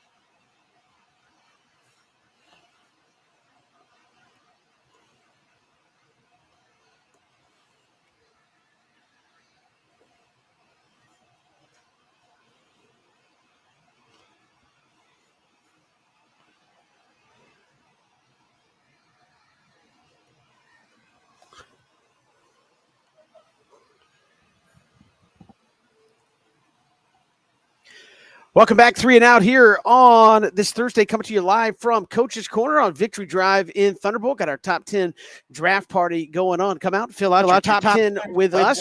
And if you get the most correct, you're going to walk out of here with a 75-inch television just for putting guys' names on paper.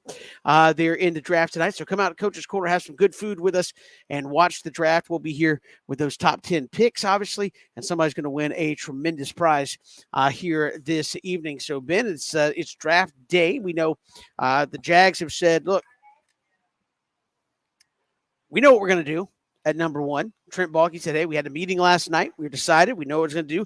Doesn't seem like there's a lot of interest in trading up, just being, real.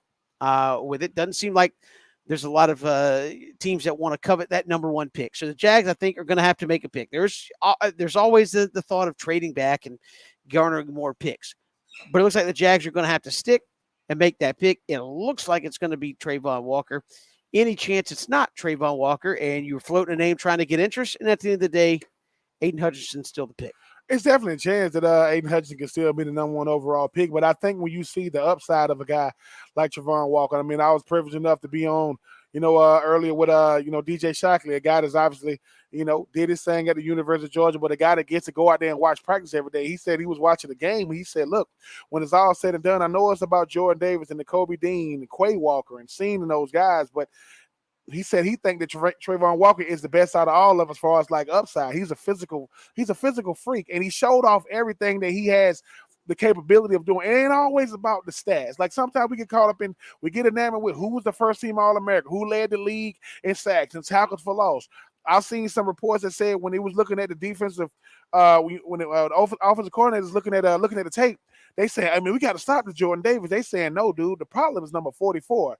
Kevin, sometimes the draft is more about being afraid to not draft the guy than actually drafting him. If you don't get Trayvon Walker, you get Aiden Hutchinson, right? Just say Trayvon Walker goes number 2, Aiden Hutchinson goes number 1.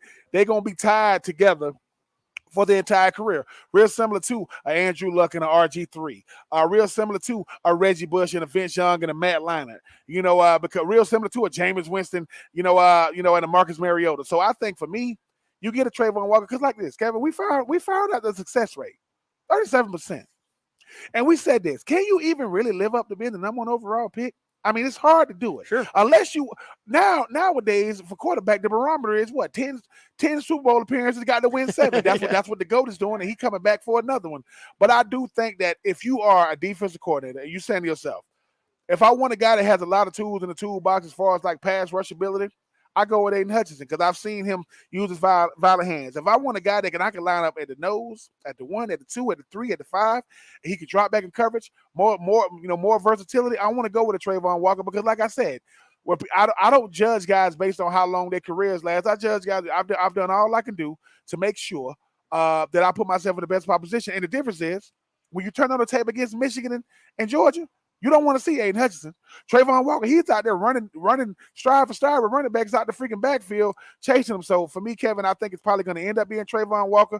Hey, and like I said, the University of Georgia infomercial, it has already begun. And again, if you're Trevor Lawrence, you say you got just a little more help on offense, just a little more help. But this is an interesting thing we haven't really talked about. Jags have the top pick in the second round, and I believe the third round as well. Also have multiple picks in those rounds. I know the draft is deep. Fairly even. How much movement do we see in the first round? Is there a chance we see late movement from Jacksonville tonight to try to get back into the bottom of the first round and potentially make a pick? Or if I have the first pick to start day 2, that gives me all night to sit there and look at the board and evaluate what we want to do? Or would there be somebody intriguing enough for the Jags to try to jump up and get back in the first round? It just really, really depends on if they feel as though their guy's not going to be there. If I got multiple picks in the second round, I could use one of those picks to kind of like, trade back up to get back into the first round. I think when you look at Jacksonville, Kevin, you make a good point when you think about Trevor Lawrence. They gave him some receivers at Christian Kirk, Zay Jones, you go along, Marvin Jones. They gave him a tight end to Evan Ingram. But you just re-signed Cam Robinson. Just re-signed Cam Robinson. You're going to get a hopefully healthy Travis Etienne to go along with James Robinson. But that's your starters. The thing about any great team, you need depth. You got one tight end, you need another one, right? You got a guy in Travis Etienne who's going to hopefully be healthy, but he's proven he's not healthy yet. You always can add depth in this draft. You're gonna have some big time receivers because is that worth trading up for though? Because if you trade in the first round, you want another starter, right? You do. You really do. And I think sometimes when you look at this Jacksonville team, is we've never seen Christian Kirk be a headliner. Christian Kirk had, he had D-Hop. And different guys around him. He's never been the dude. Zay Jones has never been a headliner. Now, I'm not saying they can't do it, but just because you pay me, number one receiver dollars doesn't mean I'm going to give you number one receiver production. Sometimes number one receiver production comes in with 3 guys. So I think that if you can get you a wide receiver, because these guys haven't been in the system, but they've been in the league. If I can draft the guy and I can get him for the next 4 or 5 years, and because this wide receiver class is deep. You talk about London, you talk about Olave, and Wilson. I mean, you talk about Traylon Burks. Oh my goodness, you talk about George Pickens. If you can add a George Pickens in the second round or at the bottom of the first round, if you want to trade back and get him. If you coveted him to be a number one, if you covered him to be a number one pick, get him. Forget the Mel Kippers and the Ty Machets of the world. If that's the guy you want, you go out there and get him. And Kevin, that's why you stockpile picks so you can use those picks to hopefully move up in the draft and get a guy you want. I mean, to me, that seems to be it's the one sport, basketball. You don't really hear about, hey, we're going to compile picks. Sometimes you draft guys and stow them, a draft and stow. But in the NFL, to me, even the picks you don't necessarily want have a lot of value to them because you can hold them, use them to move up to get a guy that you really want in that draft. And Jacksonville's got the benefit of having a lot of guys. Now, I think in some respects they are kind of like the Atlanta Falcons in that you probably want to utilize most of those things as well. You want to use most of those picks because you just need talent and competition on the roster. But again, if you've got a plethora of picks and there's a guy that you feel you can go back late half of the first round, maybe a wide receiver late, would be an interesting thing if they decided to do that. Yeah, and that's what makes the draft intriguing. You want to be able to utilize these strategies. You want to show that, listen, these front office got to prove that, look, I'm playing chess when everybody else is playing checkers. You mentioned Atlanta. Atlanta traded back up to get a Julio Jones. And look, I mean, people are like, I think he turned out pretty well. I mean, when you look at his career, and right now he's a free agent. I don't know if he want to come back to Flowery Branch, but that's something else to think about. I mean, the Baltimore Ravens traded back into the first round to get a Lamar Jackson. That seems to have worked out right for them. If it's a guy that you want, and it's a 37% success rate in when it comes to these in the first round, I don't even want to know what it is for the entire draft. If that's a guy that you want, that you think he fits into your system, you go out there and get him. Because Kevin, bigger than getting the guy, you don't want to not get him, and he kills you for the next 5-10 years going because in your division, because that'd be the thing. It's watch every time we see Mitchell Trubisky, who's still in the National Football League, what we hear, you could have got Deshaun Watson, could have got Pat Mahomes. Well, that's based on what those guys became, not necessarily what they were when they first were rookies. But I just think that the draft is so intriguing is because we don't know. It's in Vegas, right? That's the perfect shit to be in. You're gonna win some, you're gonna lose some. I mean, what you say, Kevin? I mean, you know what? The casino, what the house always wins. Yeah, it does. Yeah. No matter what. But these guys have been given an opportunity to go out there and show what they can do. Wes Welker might be arguably the greatest slot receiver of all time. He went undrafted in 2004. So it's not a perfect science. These scouts get it wrong. GMs get it wrong. Head coaches get it wrong. Players fizzle out. They don't end up being the player we thought they could be. But I think Atlanta has multiple picks in the second. I think multiple picks in the third as well. Do they stay where they at? Because every last contributor from 2021 to 2022, because of the lack of funds, is going to have to be a contributor this year. We'll see what happens. Yeah, I mean, it's one of those things where I think the Jags, number one pick, they know what they're going to do. I look at it's Trey Von Walker, and if you go defense, why not go offense with that next pick? Maybe we don't see it until tomorrow night. Maybe we don't see it until Friday night. But I think if you're Jacksonville, to me, if I'm Doug Peterson, I'm making it well known that you drafted a quarterback last year. We need all the young talent we can get to help push this guy along. And Kevin, just like I know, right? And as deep as receiver is, maybe there's a guy that's intriguing you could get. Like I said, that's why I just threw it out there. Well, now look, you always got to protect your greatest asset. Yeah. Your greatest asset right now is Trevor Lawrence. And the thing is, when it comes to defensive players, unless they just juggernauts like Aaron Donald, Fletcher Cox, Jalen Ramsey, you don't really know them, the Bosa brothers. You don't really know them. So it's not. So even if they're really, really, really, really good, I mean, Robert Quinn, former UNC Tar Heel, I think was one of the top pass rushers. I think he set the record for most sacks in Chicago for a single season. Who cares? Chicago didn't make the play. I'm just telling you, protect Trevor Lawrence because, Kevin, just like I know. What gets them in the seats is lighting up the scoreboards. Long passes, big runs, a lot of points. Not, hey, man, we just won another one 7-6.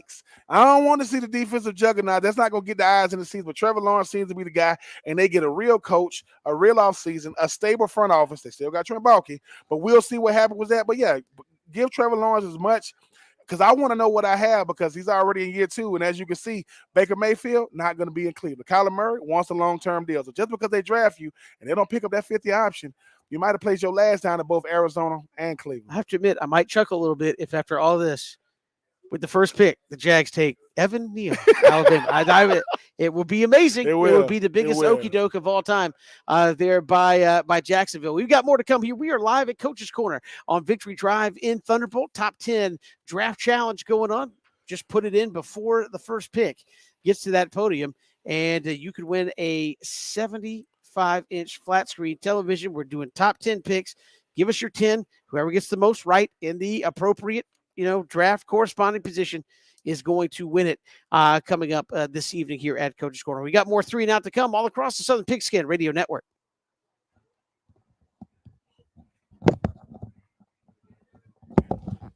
Yeah.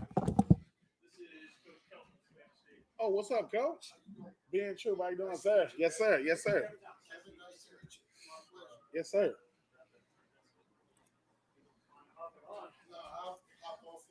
Yes. Don't take too long. I don't have too much to say. Nah, man. I'm looking forward to coming for the draft. I am. I enjoy these guys. Like, it's. I told Kevin it's now it's 3 days. When I got drafted, it was 2 days, and now it's gonna probably end up being 7. Just from the. But I'll be happy for the guys, man. I'll be thinking sometimes too. You forget we get caught up, and he's supposed to go number 3, number 4. I'm like, dude, you know how hard it is to get drafted. It's 250-something guys. You know how many? Every draft eligible guys watching these screens, hoping that they name you call. And I'll be like, man, I get it. Everybody wants to kind of have their moment. I said, man, this thing ain't no perfect science. I'll put in between you guys. Okay. Boom. Thank you. Hey, man, I got to come and holler at the squad again, man. Yeah, I usually come through and holler at them before the season starts, man, just to tell them, Good luck, right? That's all they need. Oh, yeah, man. I be telling them, too, man. I said, college football is college football, man. These are some of the most prestigious seats. Right. We be thinking, I said, man, it's a bunch of your friends that wish they could. Oh, my goodness. What? I said, from freshman year to senior year, it's like that. It's a blur. Goes really, really quickly. You want to enjoy these moments. And don't listen to people who don't do what you do, dictate how you do it. Don't let them tell you, because they ain't showing up to practice. Right. They don't really know what the scheme is. They don't even really know what they're looking at. Say, man, just enjoy.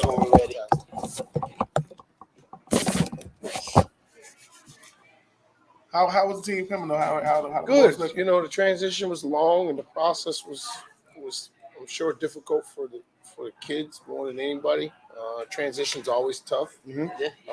but you know we managed to get 11 practices in this spring before they NCAA cut us off, and they did a good job. You know, like I told them, we're going to just introduce some of the base stuff that we're trying to put in, and you know we've got all summer to really work at honing up that stuff and pulling it together, and then you know introducing anything that's new. You know, one thing COVID was good for was help us to do virtual stuff and you know teach that way. Yeah. You know, so It's kind of a whole new way. it's of a doing whole it. new way of You don't doing have it. to, but it's a good way to. You can do Especially it. in That way.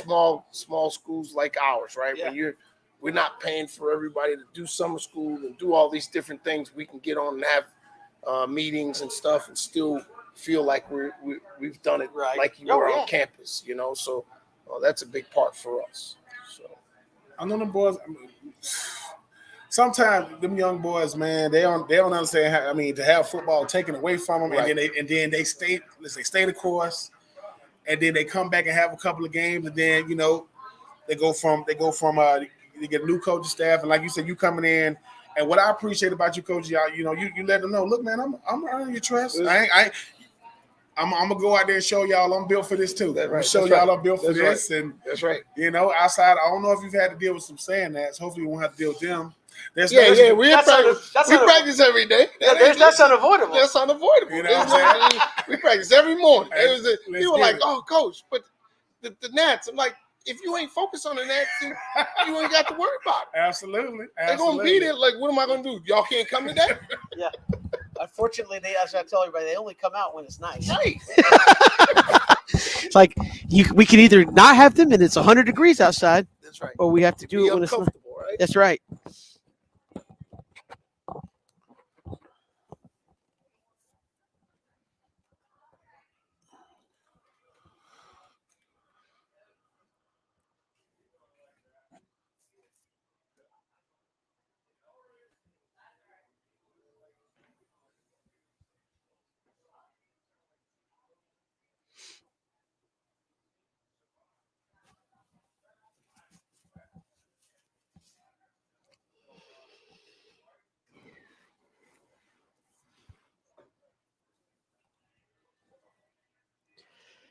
Good to have you back here at Coach's Corner on Victory Drive in Thunderbolt. It is draft day. Kevin Thomas, Ben Troop, glad you're making us a part of your day. Come join us. We walk through the top 10, got our top 10 challenge tonight. You fill out your top 10 draft picks.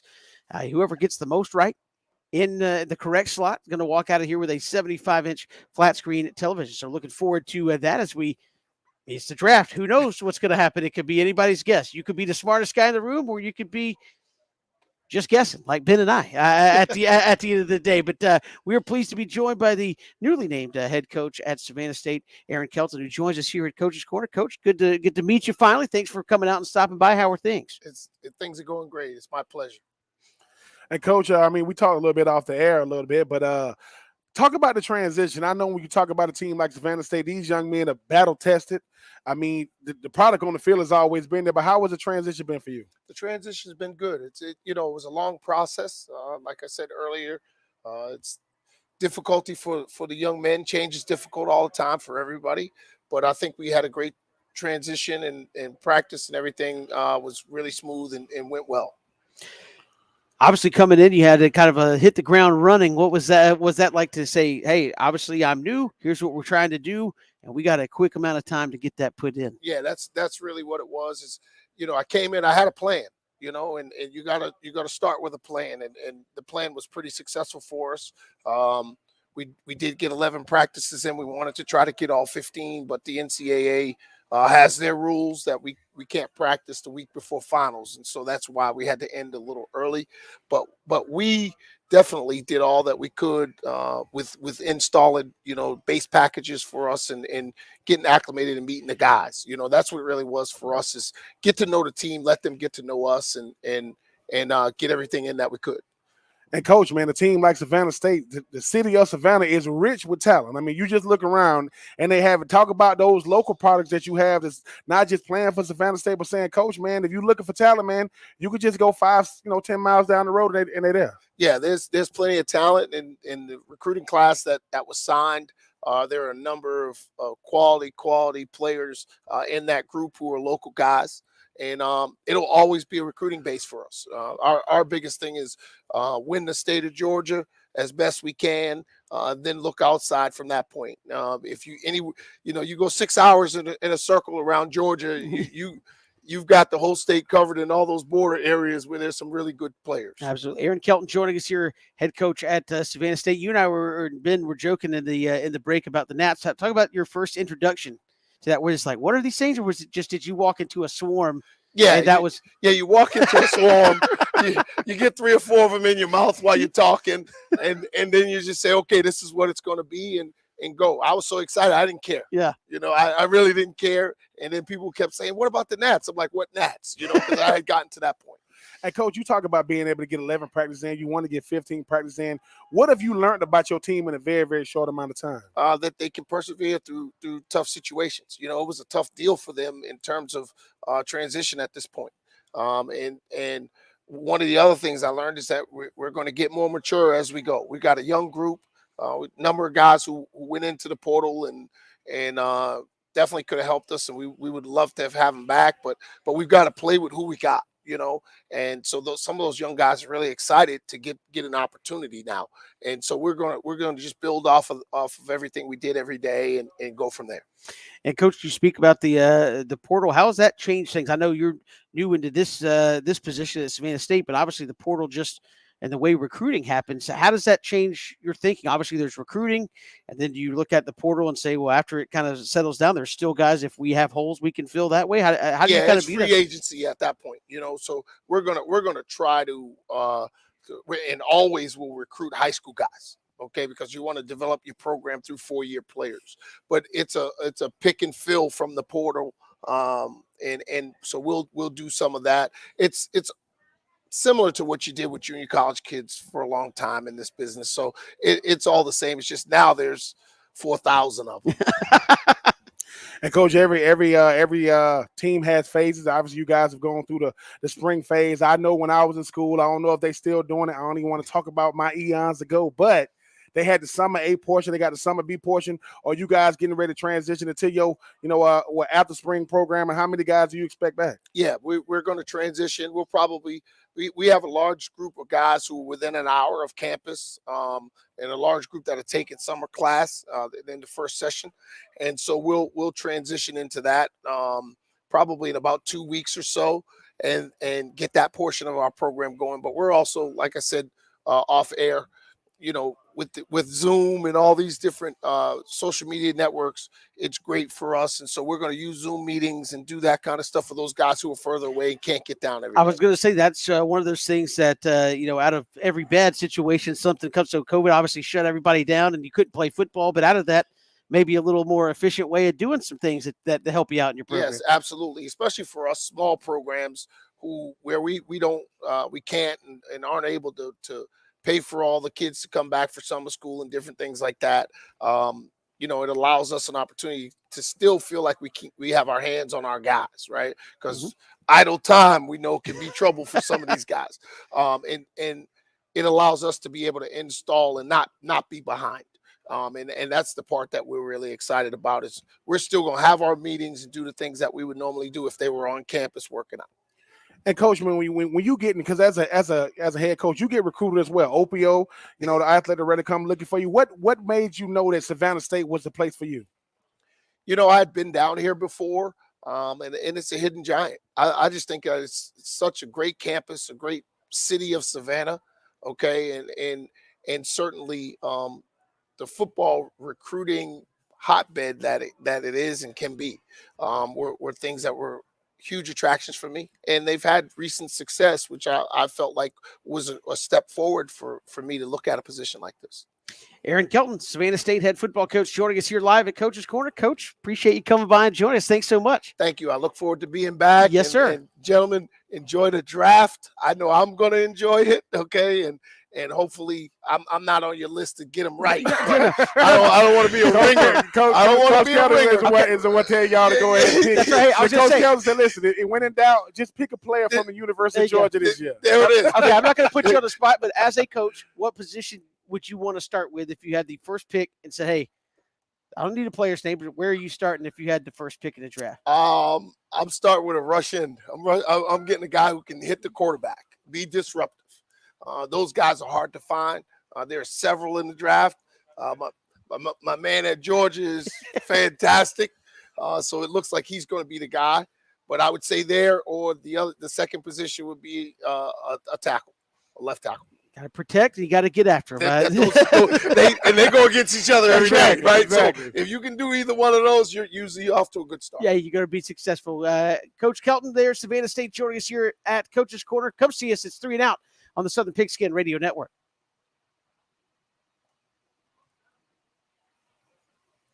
Boom. Thanks, man. I'll be in regularly. Yes, sir. I appreciate it, man. No harassing, okay? But I'll be in regularly. Okay. Yes, sir. I didn't even know this was here. So now I got a spot. Oh, this is nice. Oh, yeah. This is it here. This is the spot. Absolutely. And they got all that stuff out there, man. They do it, yeah. And the food is good as well, which is good, too. So, I'm going to come through and, come on. Yeah, I'm going to come through there, man. Yeah, come on. Yes, sir. I'm here. I'll be there. Hey, listen, I'm going to be here. All right. Yes, sir. Yeah. Coach Kelton.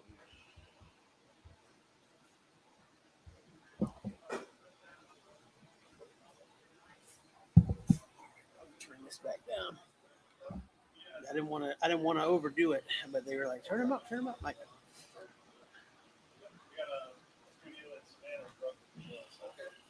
All right, guys, I appreciate it. All right. Yes, sir. Thank you. Thank you.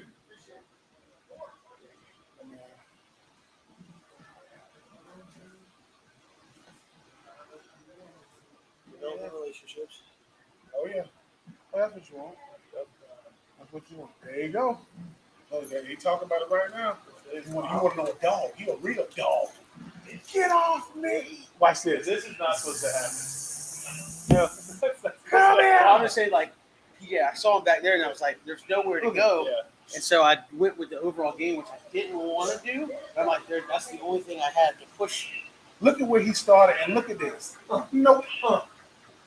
No. Especially since we're good, I could have pushed that, but that would push all three of us.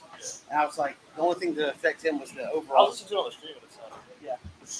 I just didn't want to push the game too far, and it's like, He is the meanest player in this draft, and I hope he falls in the draft. who's that? He wanted. Oh my goodness. I'm gonna hit somebody. He's right there next to a dude from Savannah Christian. All right. Look. He looking at it and attracted with my eyes. Come here. Don't try to take my legs. Nope. No. I think McMahon plays right. Dylan McMahon plays right next to him. Oh, the one that went to Savannah Christian. Yeah. I think he was like all ACC inside interior line. I want to listen to Pablo Corey's latest podcast because he talks about why are NFL scouts so obsessed with butts. That's what power is. That's what Aiden Hudson doesn't have a butt. That's what Charlie's friend Kerry said one time. He goes, "You looking at football players? He goes, they gotta have that high ass." I was like, No, it was they I was said like, what the hell does that mean? Coach Hanser said big ass and tiny ankles. He said And I high ass. was like, what do you mean tiny ankles? Look, that's why he did Crawford. Did I tell y'all? Let me calm down. Look at my lawyer. Michael Irvin look like Captain Crunch. He don't care. He don't care. But But I went back and talked to him one day. I was like, what did you mean when you said tiny ankles? And he was like, giant calves? Like a racehorse. Small ankles. Michael Irvin is a grand walker. Listen, played for one team in college, one team in the pros. Dallas, I'm the best on the Dallas Cowboys. I wonder if Kyle Hamilton was like, please, God, no, not the Commanders. What's his name right here? Which one? On the right, To the right. that is Sal Palin. Sal Powell. Sal With Powell. them veneers And in. they ain't lying. They ain't lying. Hey, man, you're going to be on big time TV. You got to Like have Sal Powell, I've been watching you for a long time. You have not noticed. Yes, ma'am. Thank you. I'm okay for right now. Yeah, I'm all right. And the other guy, where'd he go? That was oh, he stopped by to come on the show. Okay, I knew you. I saw you. Thank you. Yes, ma'am.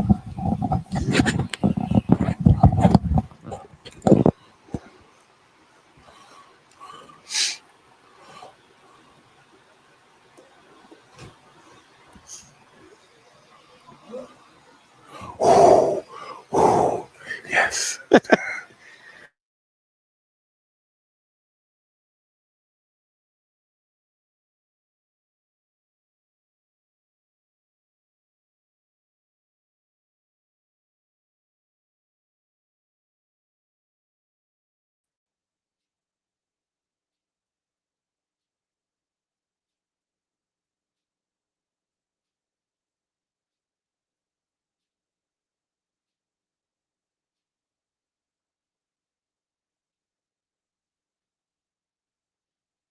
In Thunderbolt, Kevin Thomas, Pin Troop, come join us. We've got the draft upcoming, our top 10 challenge here at Coach's Corner. Fill out your top 10s.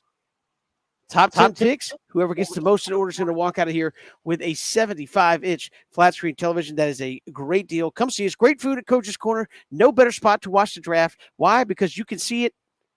You just turn your head. I see the draft. I see the draft. I see the draft. See, anywhere you look, you will be able to follow the draft and follow along with us. And somebody's going to win that 75-inch television just for putting down draft picks on paper.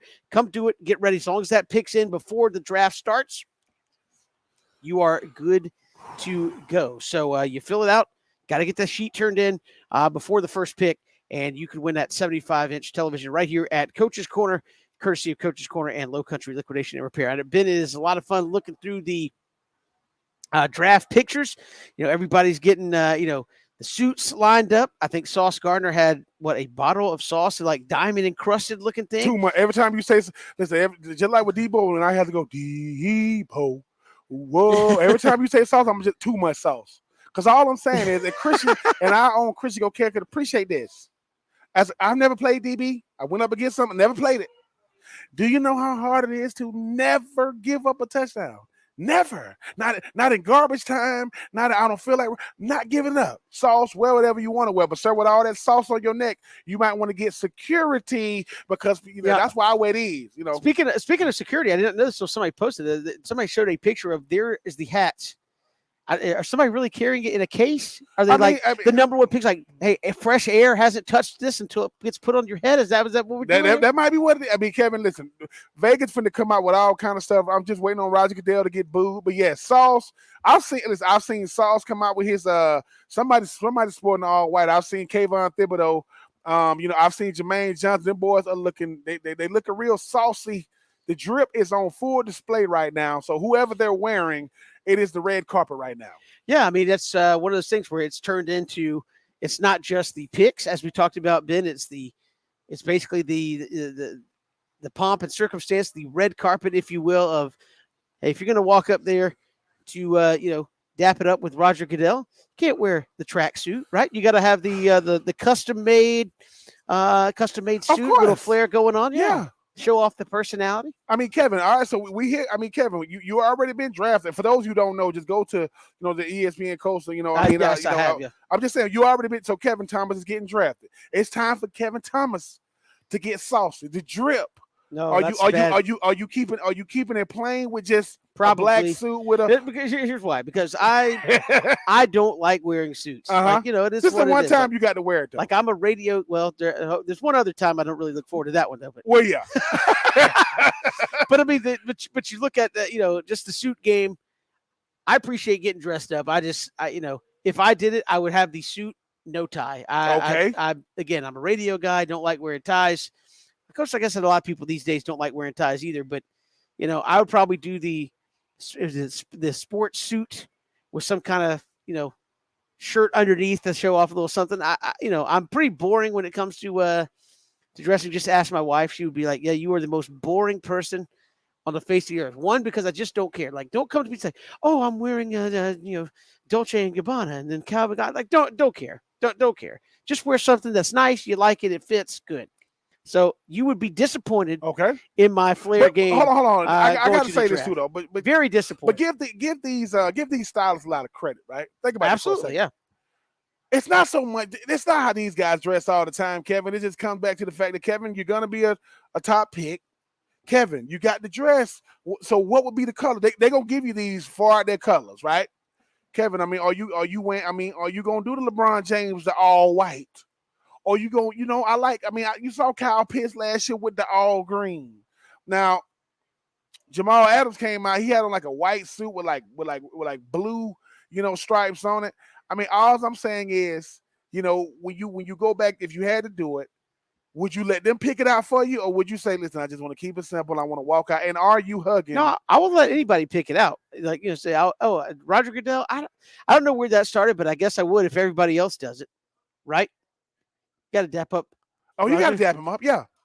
Say, hey, Raj, I'm glad to be in the league. Me and you hugging are worth like $40.1 billion. No. I'm worth like $1 million. Well, that's why you can appreciate these players because the players are already embracing the whole concept of fake love. They don't love Roger Goodell.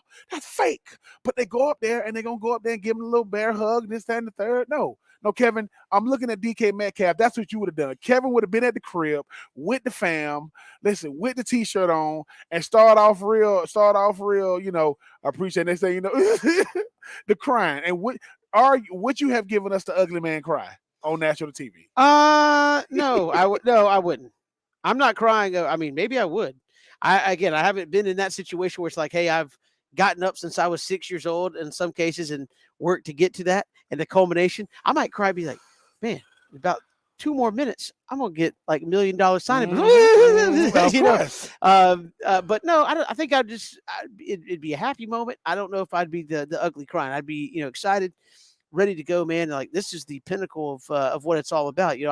I take it back. And again, I'm not trying to like say anything about this, that, and the third, but the wedding, when I got married, everybody's like, you nervous? You this and that. It's like, no, man. It's like, if that's who you're supposed to be with, like, why are you nervous, right? Like, it was a happy day. You had BJ in your wedding? Was BJ? No, he was not in the wedding. No. Oh, okay. He was just there. No, actually, he was. No. He was. I was, but he was not. He was not mine. Listen. He was not mine. He was there, but he was not there. Like, he was there when it started. He was not there when it finished. He had to leave, so he was not there for the duration. So if he was a groomsman, he would have been like, "Excuse me, 1 second, I have to step out."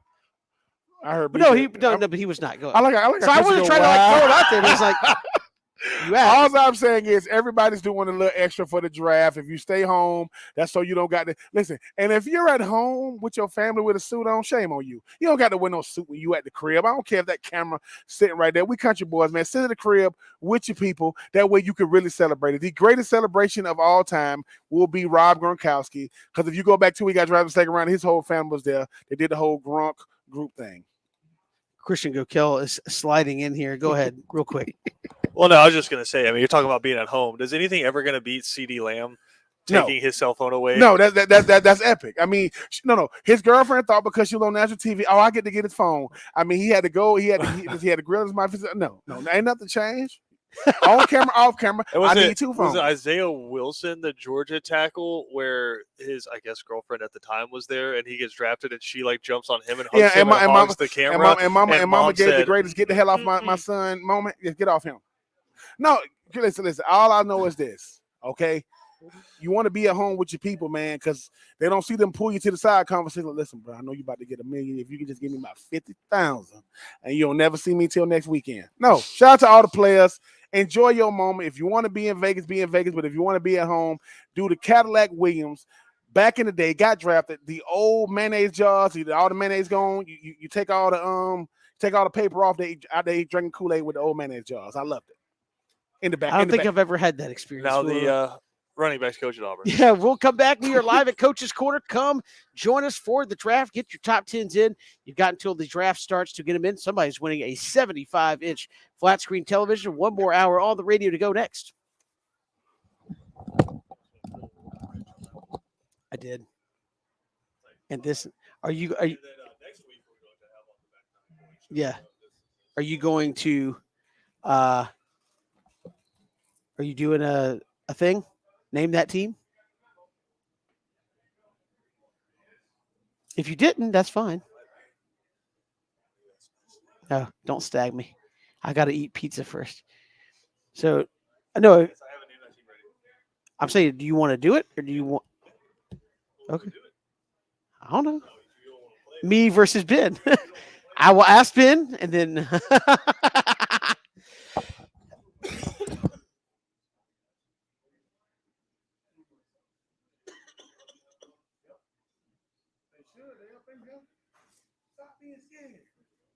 My goal is to have our own. We're gonna have. I said we're gonna have a hell of a guy. I said we're gonna get with the company. They're gonna let us do our own like photo shoot. We in here like this, but whoever we like. Or Kevin sitting there with the. It's too much sauce.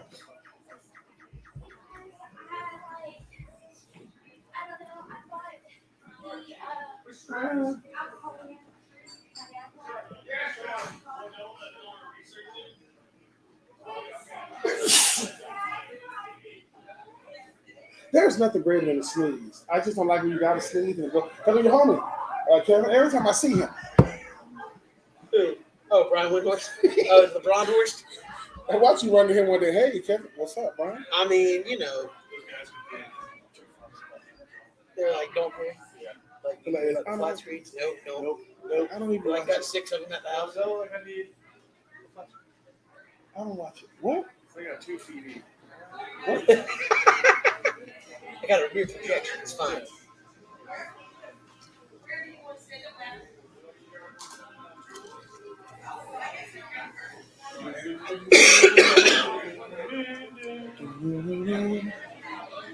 That's what I want to Night of the Stars in Savannah with the what I'm to say, have selected offensive guard. So man, how does it feel, man? It feels good, man. All right, man. Enjoy yourself. Let's go. Damn. Eli just struck out too. Come on. What's going? 18-5. Come on. Oh, they got on the board though. I sent Amy a note. I said I was pretty mad about it. Like, that's the kid pitching for Eli's team. I was like, why? That is 18-5. Like, why is he in there doing that? Like, so awesome. I mean, he's a senior. He throws pretty decent, but I'm like, there's no reason. Aim has to get he's getting the cut, girl. He kind of look like Christian McCaffrey. That kind of looks like half the guys over the high school. Oh. Don't he look like a Christmas ornament? Look at that suit jacket. Show off. Yeah. It's all rich. All right. What's up, baby? Just sitting here, Kayvon Thibodeau, baby. You know what it is? Real saucy. Yeah. See, that's the yes. I need the. What? Do you see how the buttons are stressing? He's from that's part of his tribe. He's probably because I think he's from Africa. His mom is. But do you see how like the buttons were like stressing on his belly? That's what I want. I don't want Kayvon Thibodeau. You want linemen that best go. Yeah, I don't try to like murder somebody with a button. I don't want Kayvon Thibodeau if they're looking svelte. I want some thickness. I ain't gonna lie. When we was at the draft of 2019, I'm inside where they like announcing stuff, and the lady goes, "Do you have a seat? I'm going on with the meeting." She said, "You can't be here." I said, "You see that guy right there? That guy over there. Go walk over to Nancy. She'll walk." And she said, "You can't be here." No, that's the wrong guy. I did it like 4 times. They finally said, "So you can't be in here." All right, cool. Party pooper. Whatever. Yeah. Was that the pre-draft No fun police. party? The Daily Wager. Was that Matthew McConaughey? Sure was. Oh, yeah. College game day. No, geez. Mm. Oh, it wasn't bad. It is. Sarah Walsh.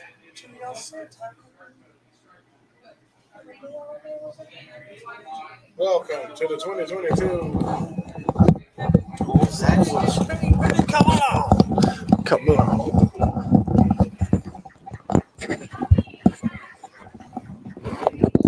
Now we're coming to your city. Is that Gretchen Wilson on the snare drum? Oh, so.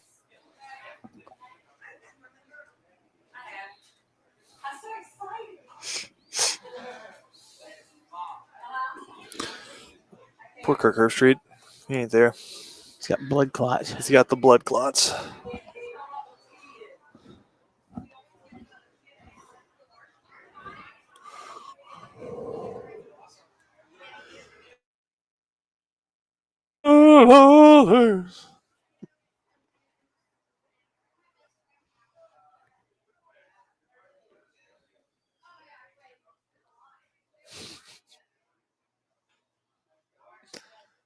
What's wrong with PJ?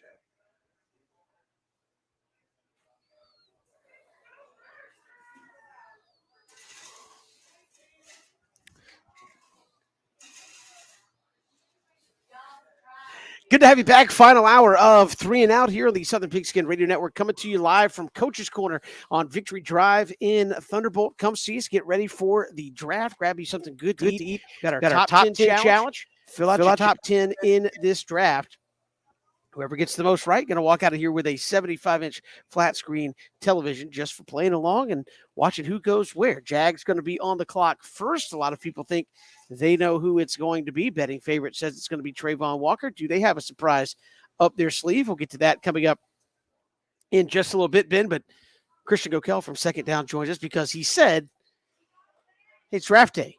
Everybody's got to look silly, so he came up with a little name that team for us. Yeah, so we gave PJ absolutely zero warning right here either. So we might want to give him a second just to pull up that name, that team. PJ, like, PJ, you just pointed at us when you're good back in the studio, holding it down for the home team. But yeah, we got some guys on here, and they're all – the way I do these typically is I won't pick somebody I don't know. Okay. So like I try not to be unfair where it's like nobody cares. So here we go. A little name that team here on 3 and Out. And guys, is he ready? I mean, I think. Yep, he's pointed at us. I think we're good. Here we go. Live remotes. They're awesome. Let's start off with some easy ones. George Karlaftis. That's Purdue. Kevin, Purdue. I don't know how we're buzzing in here, but Kevin with a point. That's pretty easy. I say a name. You say what school they went to. What about Tyler Linderbaum? That's made up. Tyler Linderbaum, rated as a top 20 pick. Wait a minute. Tyler Linderbaum. Kevin, Boston College. That is incorrect. Do we do negative points? I don't. Oh, my goodness. Are we back to even? I know that Tyler Linderbaum. Ben's waiting for him to scroll across the screen on one of the Tyler Linderbaum played at Iowa. He sure did, Ben. And I think he beat up on your boy Tristan Wirfs when I think he was a freaking wrestler or something like that. There we go. So I'll say 1-1. Because you were incorrect and you eliminated one of 129 FBS rules for Ben. So there you go. All right. What about Trent McDuffie? Trent McDuffie. And coming to America, what was the name Trent of the? McDuffie went to Washington. McDowell's. That was McDowell's. They got Washington. But also correct. Yeah, we got the Golden Arch. Cornerback. Set to inherit the McDuffie fortune. Trent McDuffie, cornerback, Washington. Ben is up 2-1. McDowell's, not McDuffie. No, but he's McDuffie. Okay. They got the Big Mac. We got the Big Mick. He's McDuffie. All right. What about Jahan Dotson? He was just scrolling across the bottom here a minute ago. What about Jahan Dotson? Oh, man. And it's just. I'm looking around trying to find a TV with it. Minnesota. No. Not even close. Miami. We'll let PJ buzz in here for Penn State. That would be Penn State. I'm sorry. Jahan Dotson. What wide receiver? He's a wide receiver. Was that what PJ put in the chat? No, is he a wide receiver, though? Yes, he's a wide receiver for Penn State. My fault, PJ. Has been ranked as highly as the 24th overall pick coming up in the draft. So still 2-1, Ben. What about Wan'Dale Robinson? Wan'Dale? Wan'Dale sound like a man that's really good at fixing cars. Wan'Dale Robinson. He is not going to come across the screen, even though he could probably be a second or third round pick. Wisconsin. Maryland. No. Closer. Kentucky.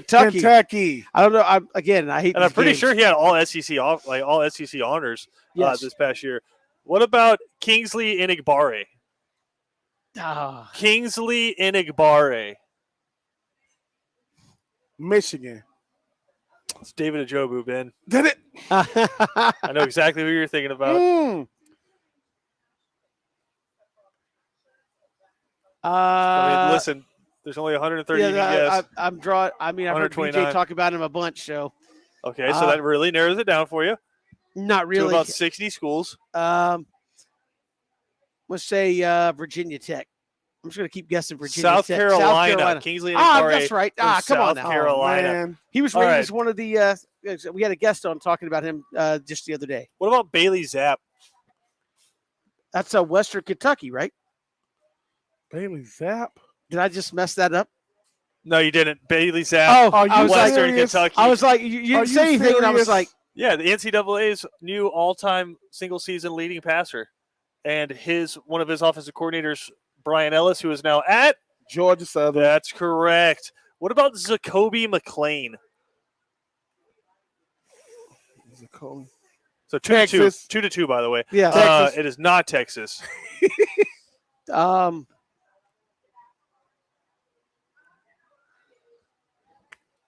Miami. I'm just going to keep guessing the Auburn, same two schools. Auburn. And if you'll remember, he's actually from Valdosta High School. Of course he is. South Georgia. Title Town. Yep. And if you remember back 2019 Iron Bowl, the pick off of back of Najee's helmet, my God. He the one that took it like 100 yards? 100 yards to the house in the Iron Bowl. We're playing name that team. Come to Coach's Corner. You probably do better than Zacoby McClain. So it's 2-2. What about Isaiah Likely? Coach Carolina. I think both of y'all. I'm going to go 3-3. Oh, well, I think you both nailed it. I think Ben got it a little faster. We got a few more here. Bubba Bolden.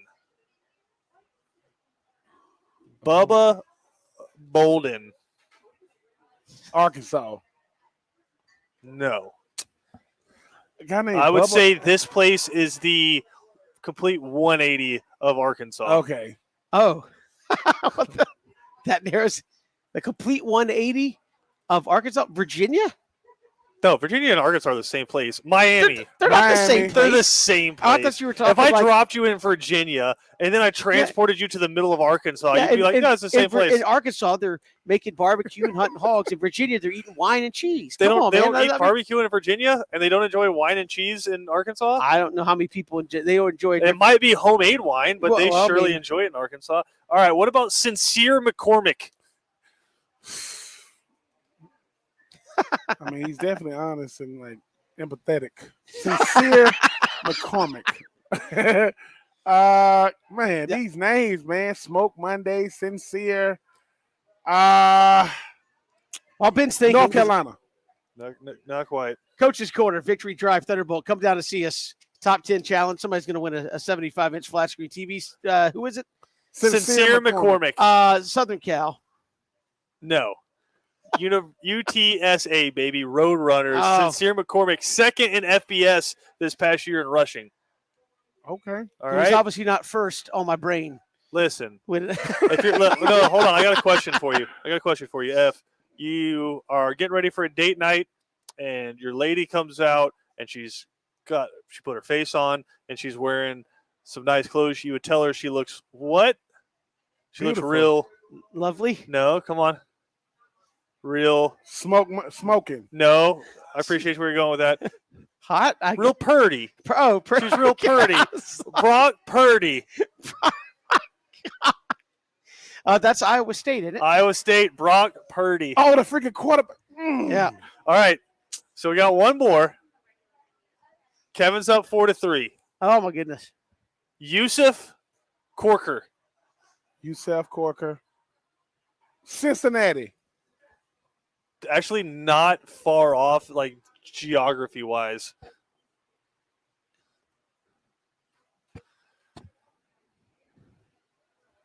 Yusuf Corker. Geography wise, not far off. Yeah. Notre Dame. Kentucky. Come on, y'all. We already had the Kentucky one. That's why I talked myself out of it. Well, Kevin wins. I'm the champion by default. Can't believe you guys didn't know Sincere McCormick. That's true. I mean, there's so many names in this draft. Ben and I can't possibly know them all. And Should have be known able to these. do what? PJ's going to turn off the broadcast and leave because y'all didn't get Jahan Dotson. Who's he playing for, PJ? That's one of those guys I'm hoping falls to the Falcons there in the second round. Could be look, the speedster. I think that'd be good for the Falcons. Wide receiver second round seems to be a popular pick for Atlanta. I'm down to two right guys. out the gate on I'm Friday. down to 2 guys that I'd be okay with. And obviously they still have to be there. But Kyle Hamilton. Are you talking about an 8 now? Yeah, Kayvon Thibodeau. I'm okay. If neither one of those guys are there, I mean, can you trade back? How valuable do you think the number 8 pick is? At that point, if those guys aren't there, that probably means the top 3 edge rushers are gone and the top safety, which typically isn't a very highly picked position in the first round, especially that early. So might be able to get a tackle. I was going to say, like, that would mean there's probably one of those tackles left. So maybe you could get a team to bite on jumping up to get one of those tackles and get you a little bit more or a few more picks a little bit later in the draft. But I still think you sit pat and just take the best available player. Just Terry Fontenot, I know you're listening to this. Of course. Just not Drake London, man. Terry Boy's slow. You that and Ben. boy's slow. Well, you and Ben, He's we're slow. talking him down big time. Okay, well, you can't just say that. I can. I'll start with Ben and work across the table. What gives you the Drake London, if that's the pick? Why is he slow? Why is he not going to be a good pick? Because every time you see him on tape, I mean, it's like molasses coming out of a jar, man. They're just like, run, man. Like, run. You're not going to get open on top-tier quarterback just because, top-tier corner because you're 6'5". It's every time I see him catch the ball, it's 50-50. Every time I see him catch it, you got to have a quick twitch. You're going to play on the outside. I'm sorry, Drake London, he is not built to play in the NFC South, not with Atlanta. I wouldn't like that pick. Yeah, there's 2 receivers that I would take at 8 that I think are worthy of that pick. Garrett Wilson or Jameson Williams. And I was telling PJ about this. You can't pick a Drake London over those guys because you're like, oh, well, Jameson Williams hurt. And so I guess I can't risk that for 2022. This isn't a pick for 2022. This is for 2022, I don't think any pick. 2023, I don't think any 2024. Pick you do, yeah. Right. So Jameson Williams, if you have him evaluated as the best receiver of the draft, take him at 8. Fine. Like if that's what you feel like. Is that the pick? Or Jamar Chase went like 5, right? So it's just you're not missing value if you feel like he's that kind of player. Which we watched him come to the SEC for 1 year and just annihilate everybody, and that's kind of worked out with these Alabama receivers in the respect. Say what you will about a lot of Alabama DBs and offensive linemen that maybe haven't panned out, but those Alabama receivers, starting with Amari Cooper, seem to have worked out pretty well. So I'd be completely okay with Jameson Williams. Speed. James so Williams fast. at the end of the day, first team All-American, 1,500 yards. I mean, you look at what he was able to do against Georgia the first time around. I don't know how effective he would have been second time around. Can't coach speed, transfer, first team All-American. I'll take Jameson Williams. I mean, every single time, and Garrett Wilson. I like Chris Olave, but I think he's too small. You were just hating on the wide receivers. I'm not hating on the wide receivers, man. I'm just saying at the end of the day, slow. The Drake London, at the end of the day, he doesn't do anything fast. I mean, he had a bunch of catches and yards, but that was in the Pac-12. Okay? Derek Stingley Jr., I mean, too much sauce. Sauce Gardner, Kyrie Elam. I think those guys will be able to stand in front of him and have their way with him. I like him. I don't love him. Terry Fontenot, stay away from him. So there's Ben Troop's message to about the it. Falcons front office. They pick at 8. How different thing? I mean, again, you talk about there's several DNs, 3 tackles, a couple of the corners, wide receivers. I mean, somebody is going to be there at 8 that will help your ball club. It's just a matter of how badly do you want them. And I think if you're, we've talked about this, if you can move, if you really think you want quarterback next year, try your darndest to move back. I know that's easier said than done, but. Well, the thing that worries me about that is if you all of a sudden in one draft start trying to fight for a better pick the next year, sure, you turn into the Jaguars and you turn into the Detroit Lions where you're consistently at the top of the draft. The Falcons have been bad the last few years, and I think the only way to get out of that isn't just to continually lose and get that number 1 overall pick. Best way to do that is to figure out a way to win. And then just keep building on that. You look at teams like the Steelers, right? The Ravens. They're always in the playoffs. They're always giving themselves a chance to go win a Super Bowl. I don't love the idea of tanking. No, I'm not talking about tanking. I'm talking about moving back to get 2 for next year. And so I go out and play however you want to. You'll have 2 first rounds for next year. If you have a quarterback you like, then you have the draft capital to move up with the 2 first ones. Yeah. So it doesn't matter what you do this year in the fall. You don't need to tank. Well, you go out there and try to win a game. I think there's a chance that the Falcons take a quarterback with one of those second-round picks, like a Sam Howell or a Desmond Ridder. So I don't know. I don't know where they're at on this, but I think reality is I think there's too many deep positions in this draft that teams aren't going to leverage. They're willing to wait, yeah. Yeah, they're not going to leverage their draft to move up and grab. I think maybe tackle might be the spot because once you get past those three guys, there's a pretty clear drop-off. And so if you identify them and say, I need a tackle, that might be the one spot that somebody might jump up for. But wide receiver, like we were just talking about, you might like Drake London, but I would hear arguments, and I actually believe Jahan Dotson's a better wide receiver than Drake London, and you can get him in the second round. George Pickens, you could probably get him at the beginning of the second round. So there's no reason for the most part to trade up. I just know that when you look at the depth when it come to the quarterback position, wide receiver position, you have a lot of guys, and it just depends on what you like. Right now, the best receiver that's not named Kyle Pitts is Alden Tate. People say, why that Cordell Patterson? Cordell Patterson is a jack of many trades, a master of none. I like him. Lay off my man Zacchaeus.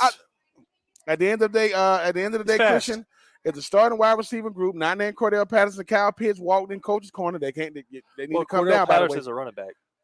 Well, I'm just saying. Mike Davis would say something different. He thinks different. Is Mike Davis a running back? Because I didn't see him a whole lot last year. He's RB on the depth chart, not in real life. He's LB. The buffet line. I mean, stick thick. That's why, again, I was talking with Chris Rim about it. He said, hey, they've gone out and done a little bit of addressing with free agency at the running back. I think if you get one in the draft, maybe third, fourth round, you do it and tell Cordell Patterson, sorry, man, you're not the starting running back. You're the do everything guy. We just don't want you carrying it 10 to 12 times. You get Damian Williams to come in, and then if you can go get a guy like if Kenneth Walker falls to you in the third or fourth round. White. Or Zamir White or James Cook or somebody like that. Robinson. I like Brian Robinson out of Alabama. Yeah. I think he's going to be a good pro. Yes. Oh, He'll step up and smack you on some pass protection. So, I wouldn't mind the Falcons drafting a running back here. I mean, you're going to have to at some point. Yeah, again, I think even though you may seem full at the position, you obviously have a competition problem. You ain't right? full at the position. No, I say that. That's bad. I know. Again, I'm just telling you what, when we talked to Chris Rim in hour number one, he said, look, you got 3 running backs on the chart right now. Are you going to draft another one? I say, yeah, because you need some competition in there. And Cordell Patterson doesn't need to be your starting running back, right? I mean, he doesn't need to be that. Correct. He needs to be the playmaker in the slot, give him the ball, whatever. He doesn't need to be the 10 to 12 carry a game guy. Get him out of there. We'll come back. We are live at Coach's Corner. We got our top 10 challenge going on. Fill out your top 10 picks in the draft. Whoever gets the most correct going to win a 75-inch flat screen TV. And there is no better place to watch the draft than right here at Coach's Corner. TVs everywhere, and you're not going to want to miss a pick. Come play it with us. We're going to have some fun with it tonight here. Come see us at Coach's Corner on Victory Drive in Thunderbolt. This is 3 and Out, Southern Pigskin Radio Network.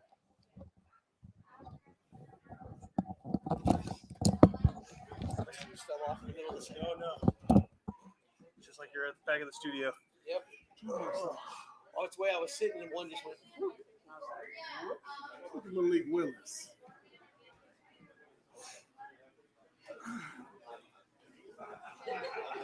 Oh, but them lights be serious, boy. That's the outside stage. Yeah. What are you trying to get a hug?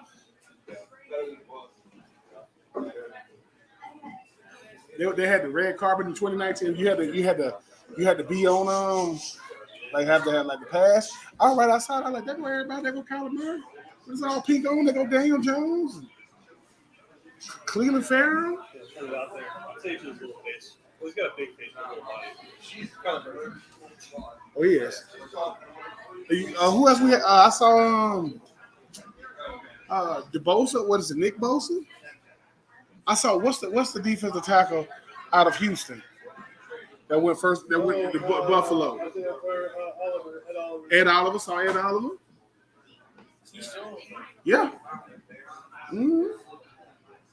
Let's think about defensive tackles in the league. Though, is like you're a big shot in college. Once you get in the league, you're just. I mean, Chris Jones is like what 6'6"? Ain't Chris Jones like 6'6" for Kansas City? Like 6'6", ain't he?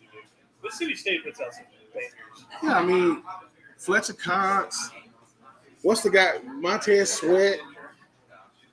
Look, they gonna Trey Von Thibodeau right there. He like, yeah, real smooth, daddy-o. Last number 4, number 1 overall pick, Trevor Lawrence, Joe Burrow, Kyler Murray. That's your last 18, 19, 20. Dude, Baker Mayfield is already going to year number 5. God, dog. Baker from the midfield.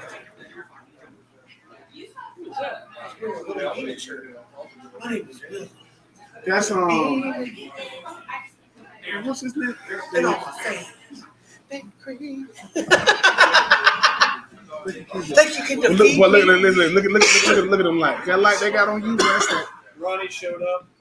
And what? Oh yeah. They were Trey Von Thibodeau. What's up, baby? Yeah, real smooth like that, homeboy. Look at Kayvon. There you go. Yeah, what's up, Playboy? Yeah, real smooth, baby. Yeah, smooth like that, homie. Look. I got you. Yeah. He got on the Cartiers.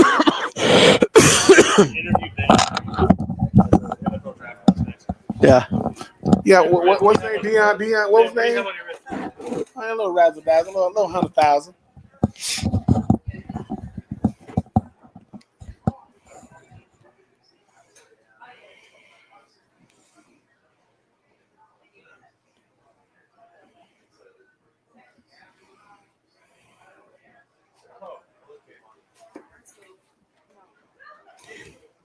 Oh, you're fine. Yeah, you're good.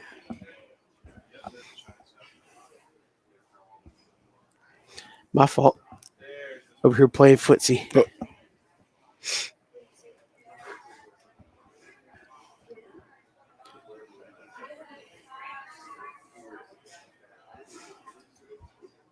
Could do the little draft show like we've been doing. Just set it over there so we can face the TV. And go, hey.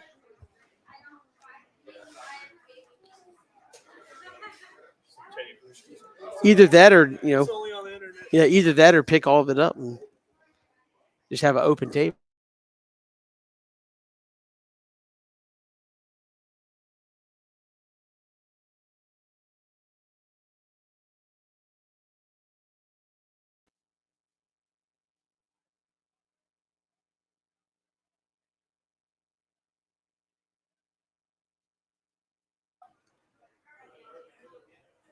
Oh, man.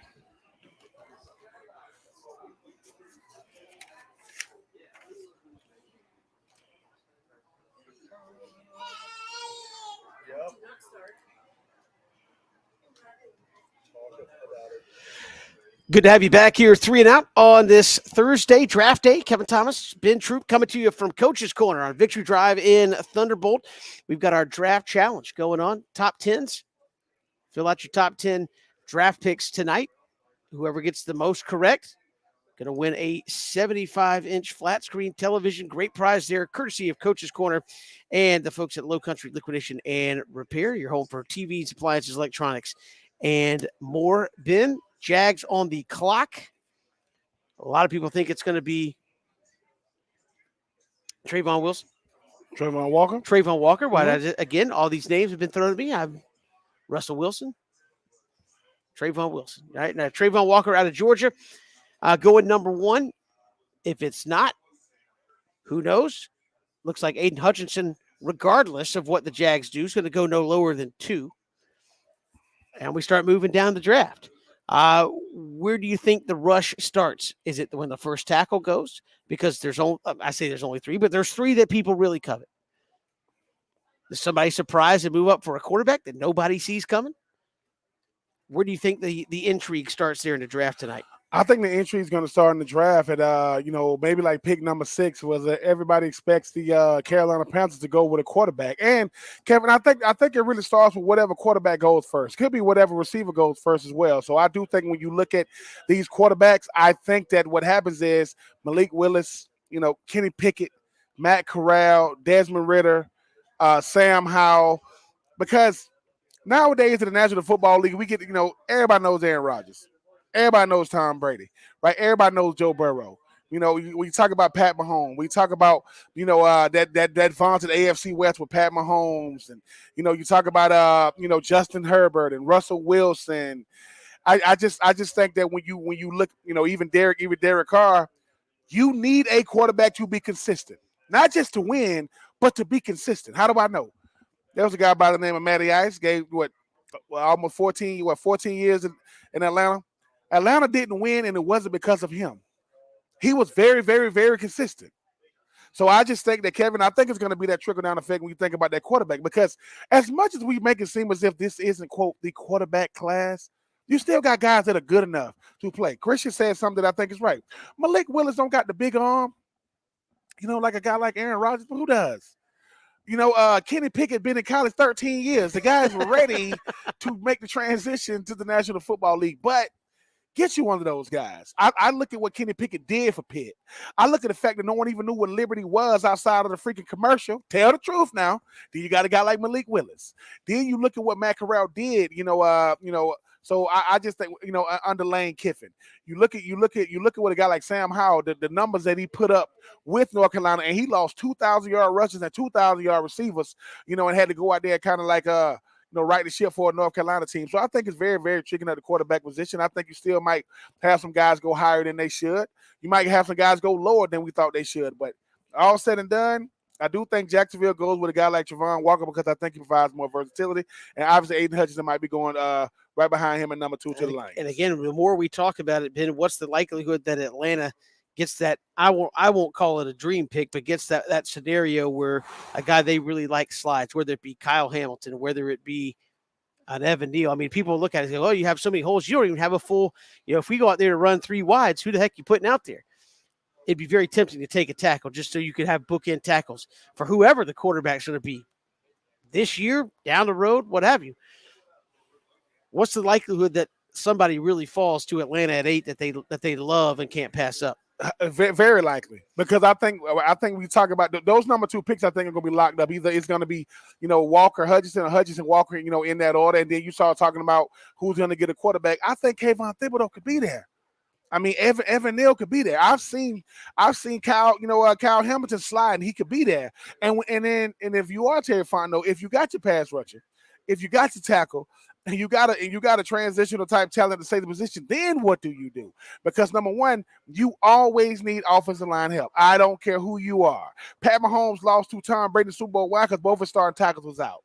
I don't know how in the world Joe Burrow even made it through the freaking season, let alone the playoffs in the Super Bowl. They had nobody at the offensive line position.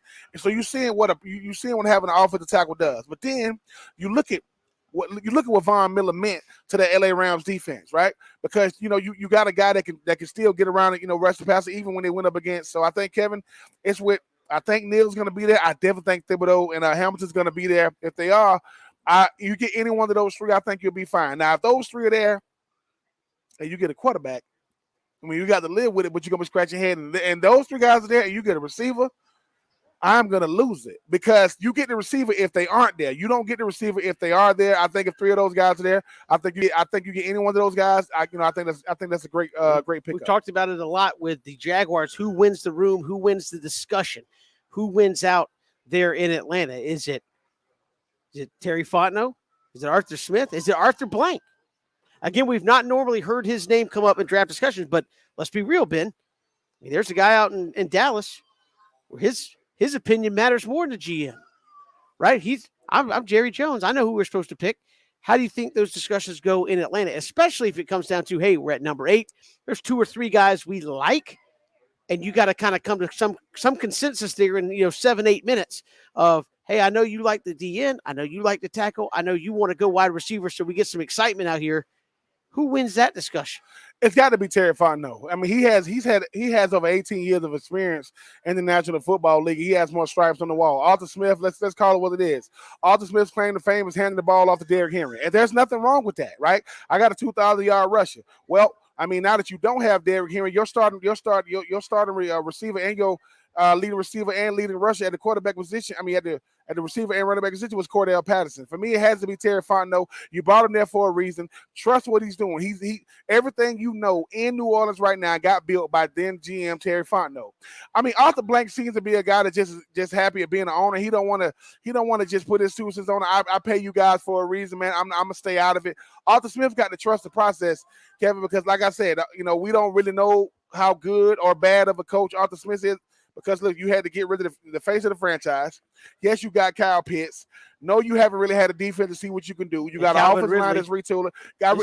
Calvin Ridley. So I do think Terry Fontenot is the strongest voice in the room. Now, it's going to be difference of opinion because you notice, Kevin, let it know when the camera's on them. When the camera's on them, you see guys either real deep in thought, or you see them throwing up their arms. When they get the guy they covered. I think it's gonna be Terry Fontenot. I think he has the cachet to be able to go out there and the experience to go out there and get done. Trust Terry Fontenot. Arthur Smith.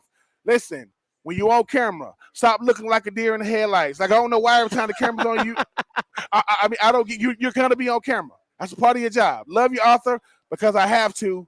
Go out there, man, have some fun. But I do think Terry Fontenot is the guy that's going to be the deciding factor. Hey, we've got more to come here at Coach's Corner on Victory Drive in Thunderbolt. Come see us. We got our top 10 draft challenge going on. Fill out your top 10.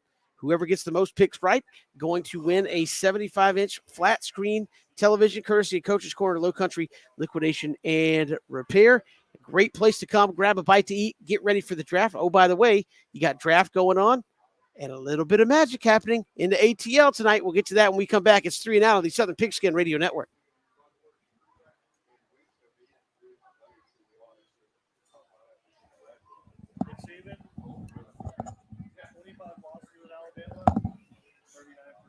Are you serious? First round pick is so hard to come by. Like he makes it look easy, but they didn't have a first round pick his first couple of years. So it's like 2009. He's had 39 first round picks, and he's gonna have at least 2. Oh, and they ain't gonna slow down anytime soon. He might have the top 2 picks next year. Bryce Young and Anderson. Oh my God, we went. Ooh. Can you imagine if the Arkansas with the first pick and now the second pick? Who was the last team to go number 1 and number 2 overall? That was Penn State, 99. They had Courtney Anderson number 1, LeVar Arrington number 2. They went 1 and 2. Courtney Anderson, the defensive end of Penn State, and LeVar Arrington, linebacker. They went number 1 and number 2. And when I went up against in my rookie year, when I went up against Courtney Anderson, I was like, "This is not the number 1 overall. This is not." No. There you go. Look. Girl. You might. You got a shot. Got to deal with it. He does a Jamar Chase that falls out next year. And he's all right. He might. I wouldn't be mad at him if he did. But then the thing about it, Georgia's such a big brand. I think Kirby will be like, because Kirby said, "I'll take care of you, man. Just come on." That's super fast. He's so fast. He had to just fuck. Yeah.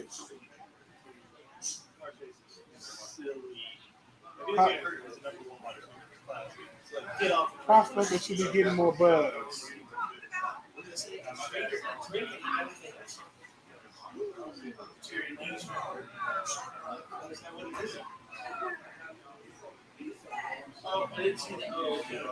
Oh, you know who that is? That's Tank. That's Tank Williams.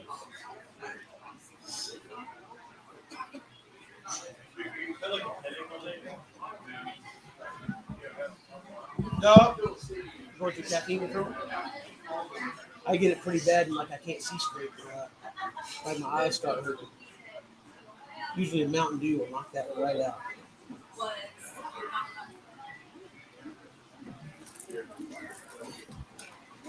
Right, there he is walking into his trays. Mm-hmm. What's happening out here? It's a little fundraiser for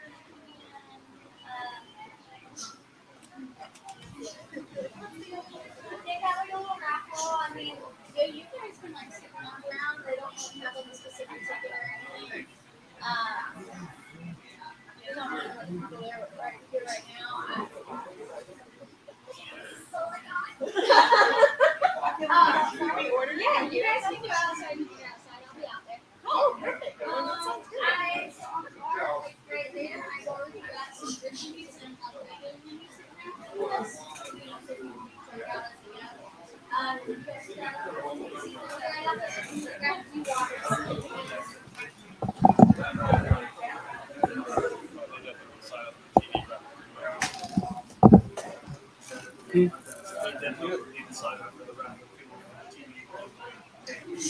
Oh yeah.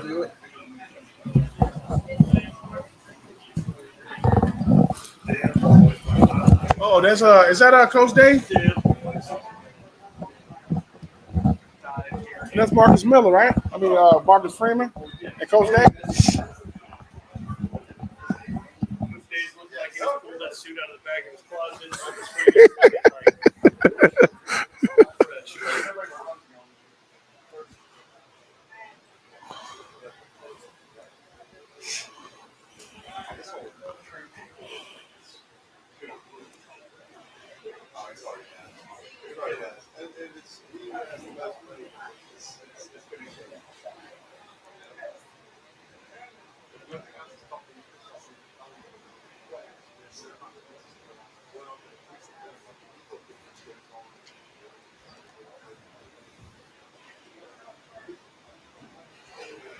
Good to have you back here. 3 and Out coming to you live from Coach's Corner on Victory Drive in Thunderbolt. Getting ready for the draft. We've got our top 10 draft challenge going on. You fill out, asking you to fill out the top 10 guys as they could fall in the draft.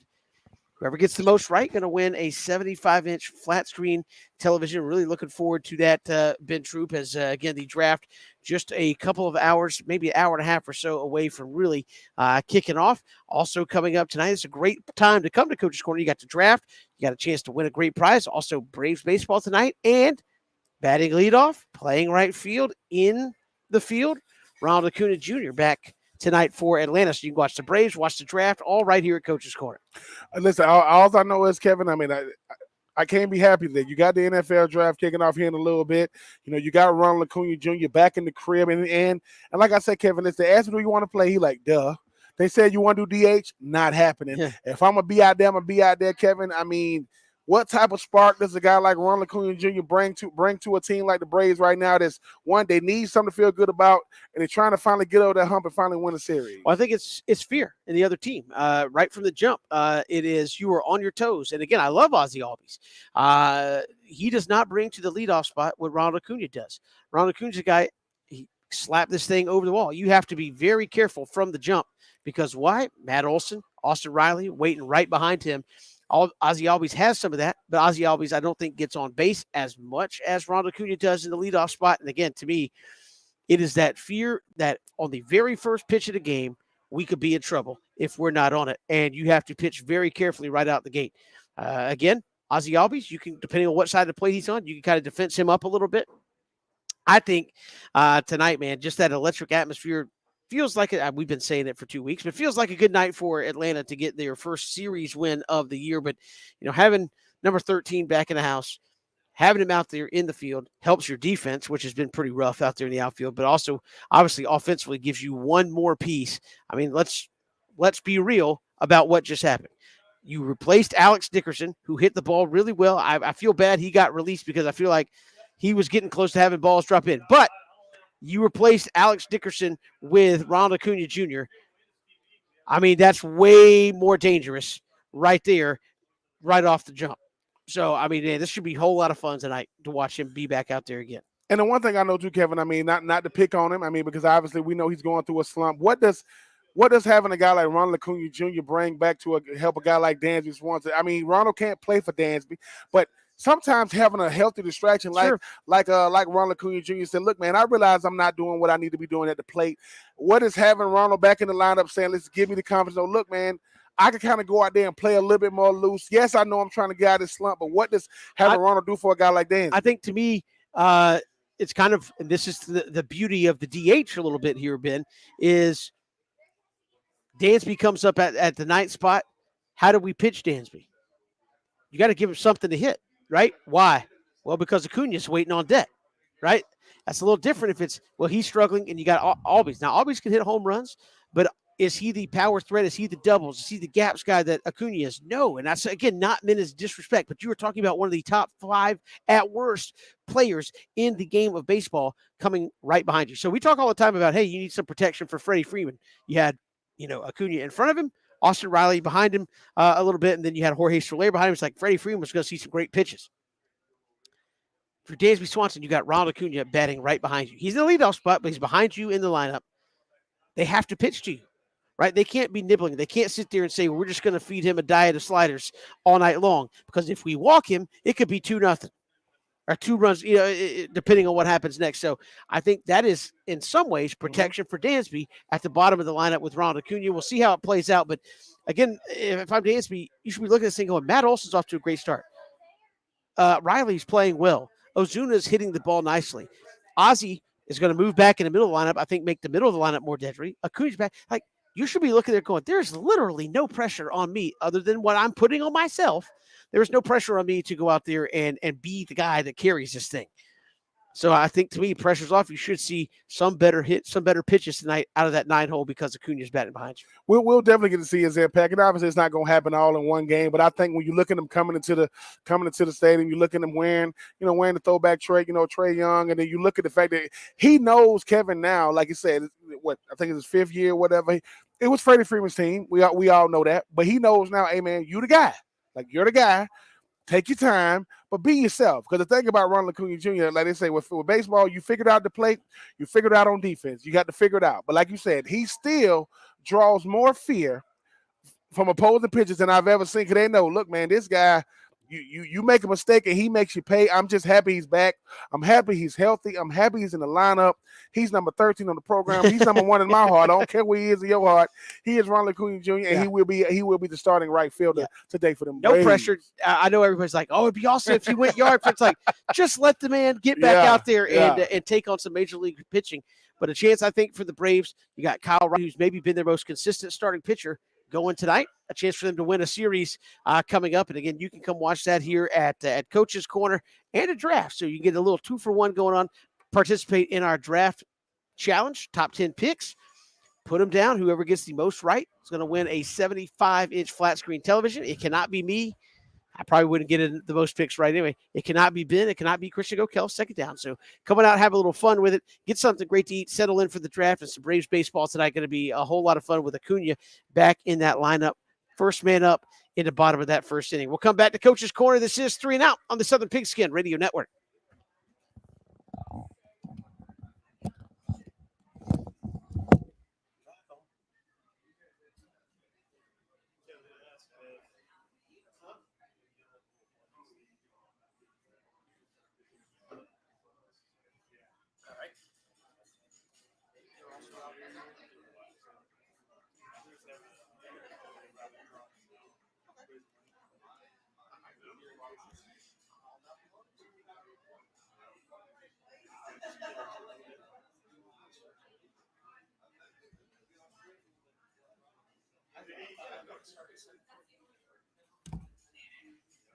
Oh, there you go. Too much sauce.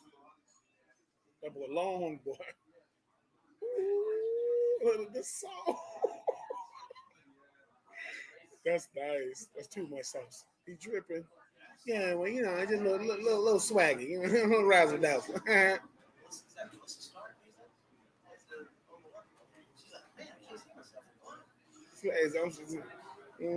Just really real. It's like sauce between that Michael Irvin's suit. I'm going behind it. A little razzle dazzle. Michael Irvin got that microphone. He got that microphone TWA. And for those who don't know what a TWA is, that's a teeny weeny afro. It is like a microphone. Look, they go another teeny weeny afro. That's Howard. That's that revolutionary. Yeah. I pity the food. You didn't keep it that long during college game. Nah. I like Desmond Howard, man. Kirk Herbstreit was obviously that guy, but I like Desmond. Sauce Gardner kind of looked like Tracy McGrady. Yeah, listen, I know. Ooh, he got the grill. Listen, I'm just saucy right now, baby. Yeah, real smooth, baby. What? Yeah, it's whatever. Yeah. They showed when Kobe first got drafted, and what's her name? What's the super duper? She like 50 now, but she was like, Cindy Crawford. Is it Cindy Crawford?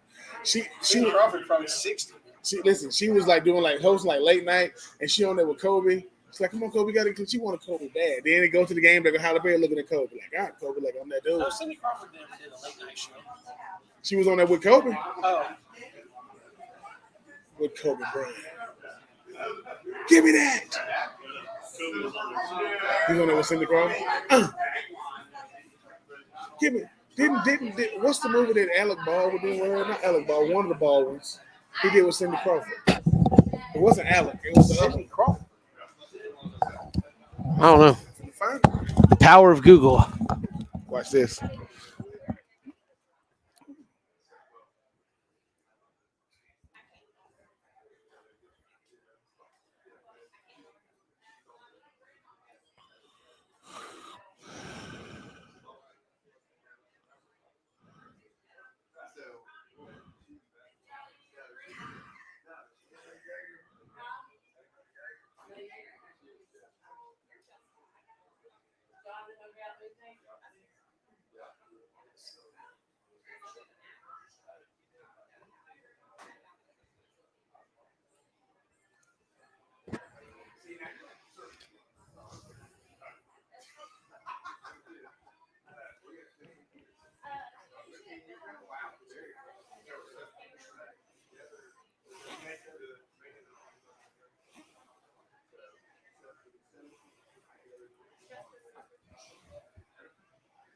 Oh, it is. That is Cindy Crawford. I'll be doggone.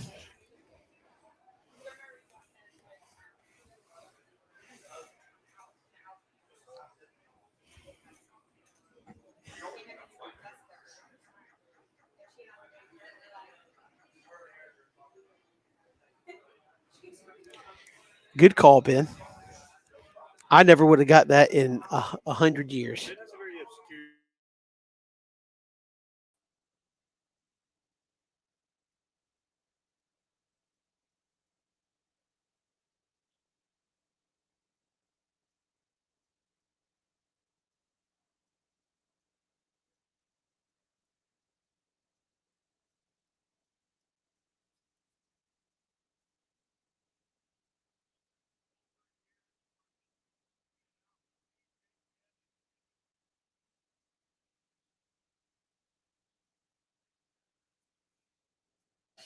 Good to have you back here, 3 and Out, coming to you from Coach's Corner on Victory Drive in Thunderbolt. Kevin Thomas, Ben Troop, we're going to be here through the top 10 picks of the draft tonight with our top 10 challenge. So come by, fill out your top 10. You get the most right. You're going to win a 75-inch flat screen television. Of course, no better place to be, Ben, than Coach's Corner with the wings, the burgers, the pizza, the nachos. Saw Christian, just devour a colossal mountain of nachos earlier. Did he offer you one?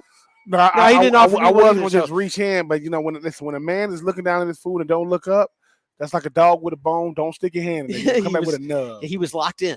So you can come out here to Coach's Corner, take part in our draft challenge. Come watch the draft with us. Of course, you got the Braves tonight as well with the return of Ronald Acuna Jr. So no better place to come and do that than right here at Coach's Corner, right there at the top of the lineup. And of course, the draft coming your way. Jags on the clock, Falcons there at number 8. Should be a lot of fun when that draft gets going. And if again, Ben, I'm going to laugh if Roger Goodell walks out there and goes, and with the first pick, the Jacksonville Jaguars did not take either one of the defensive guys.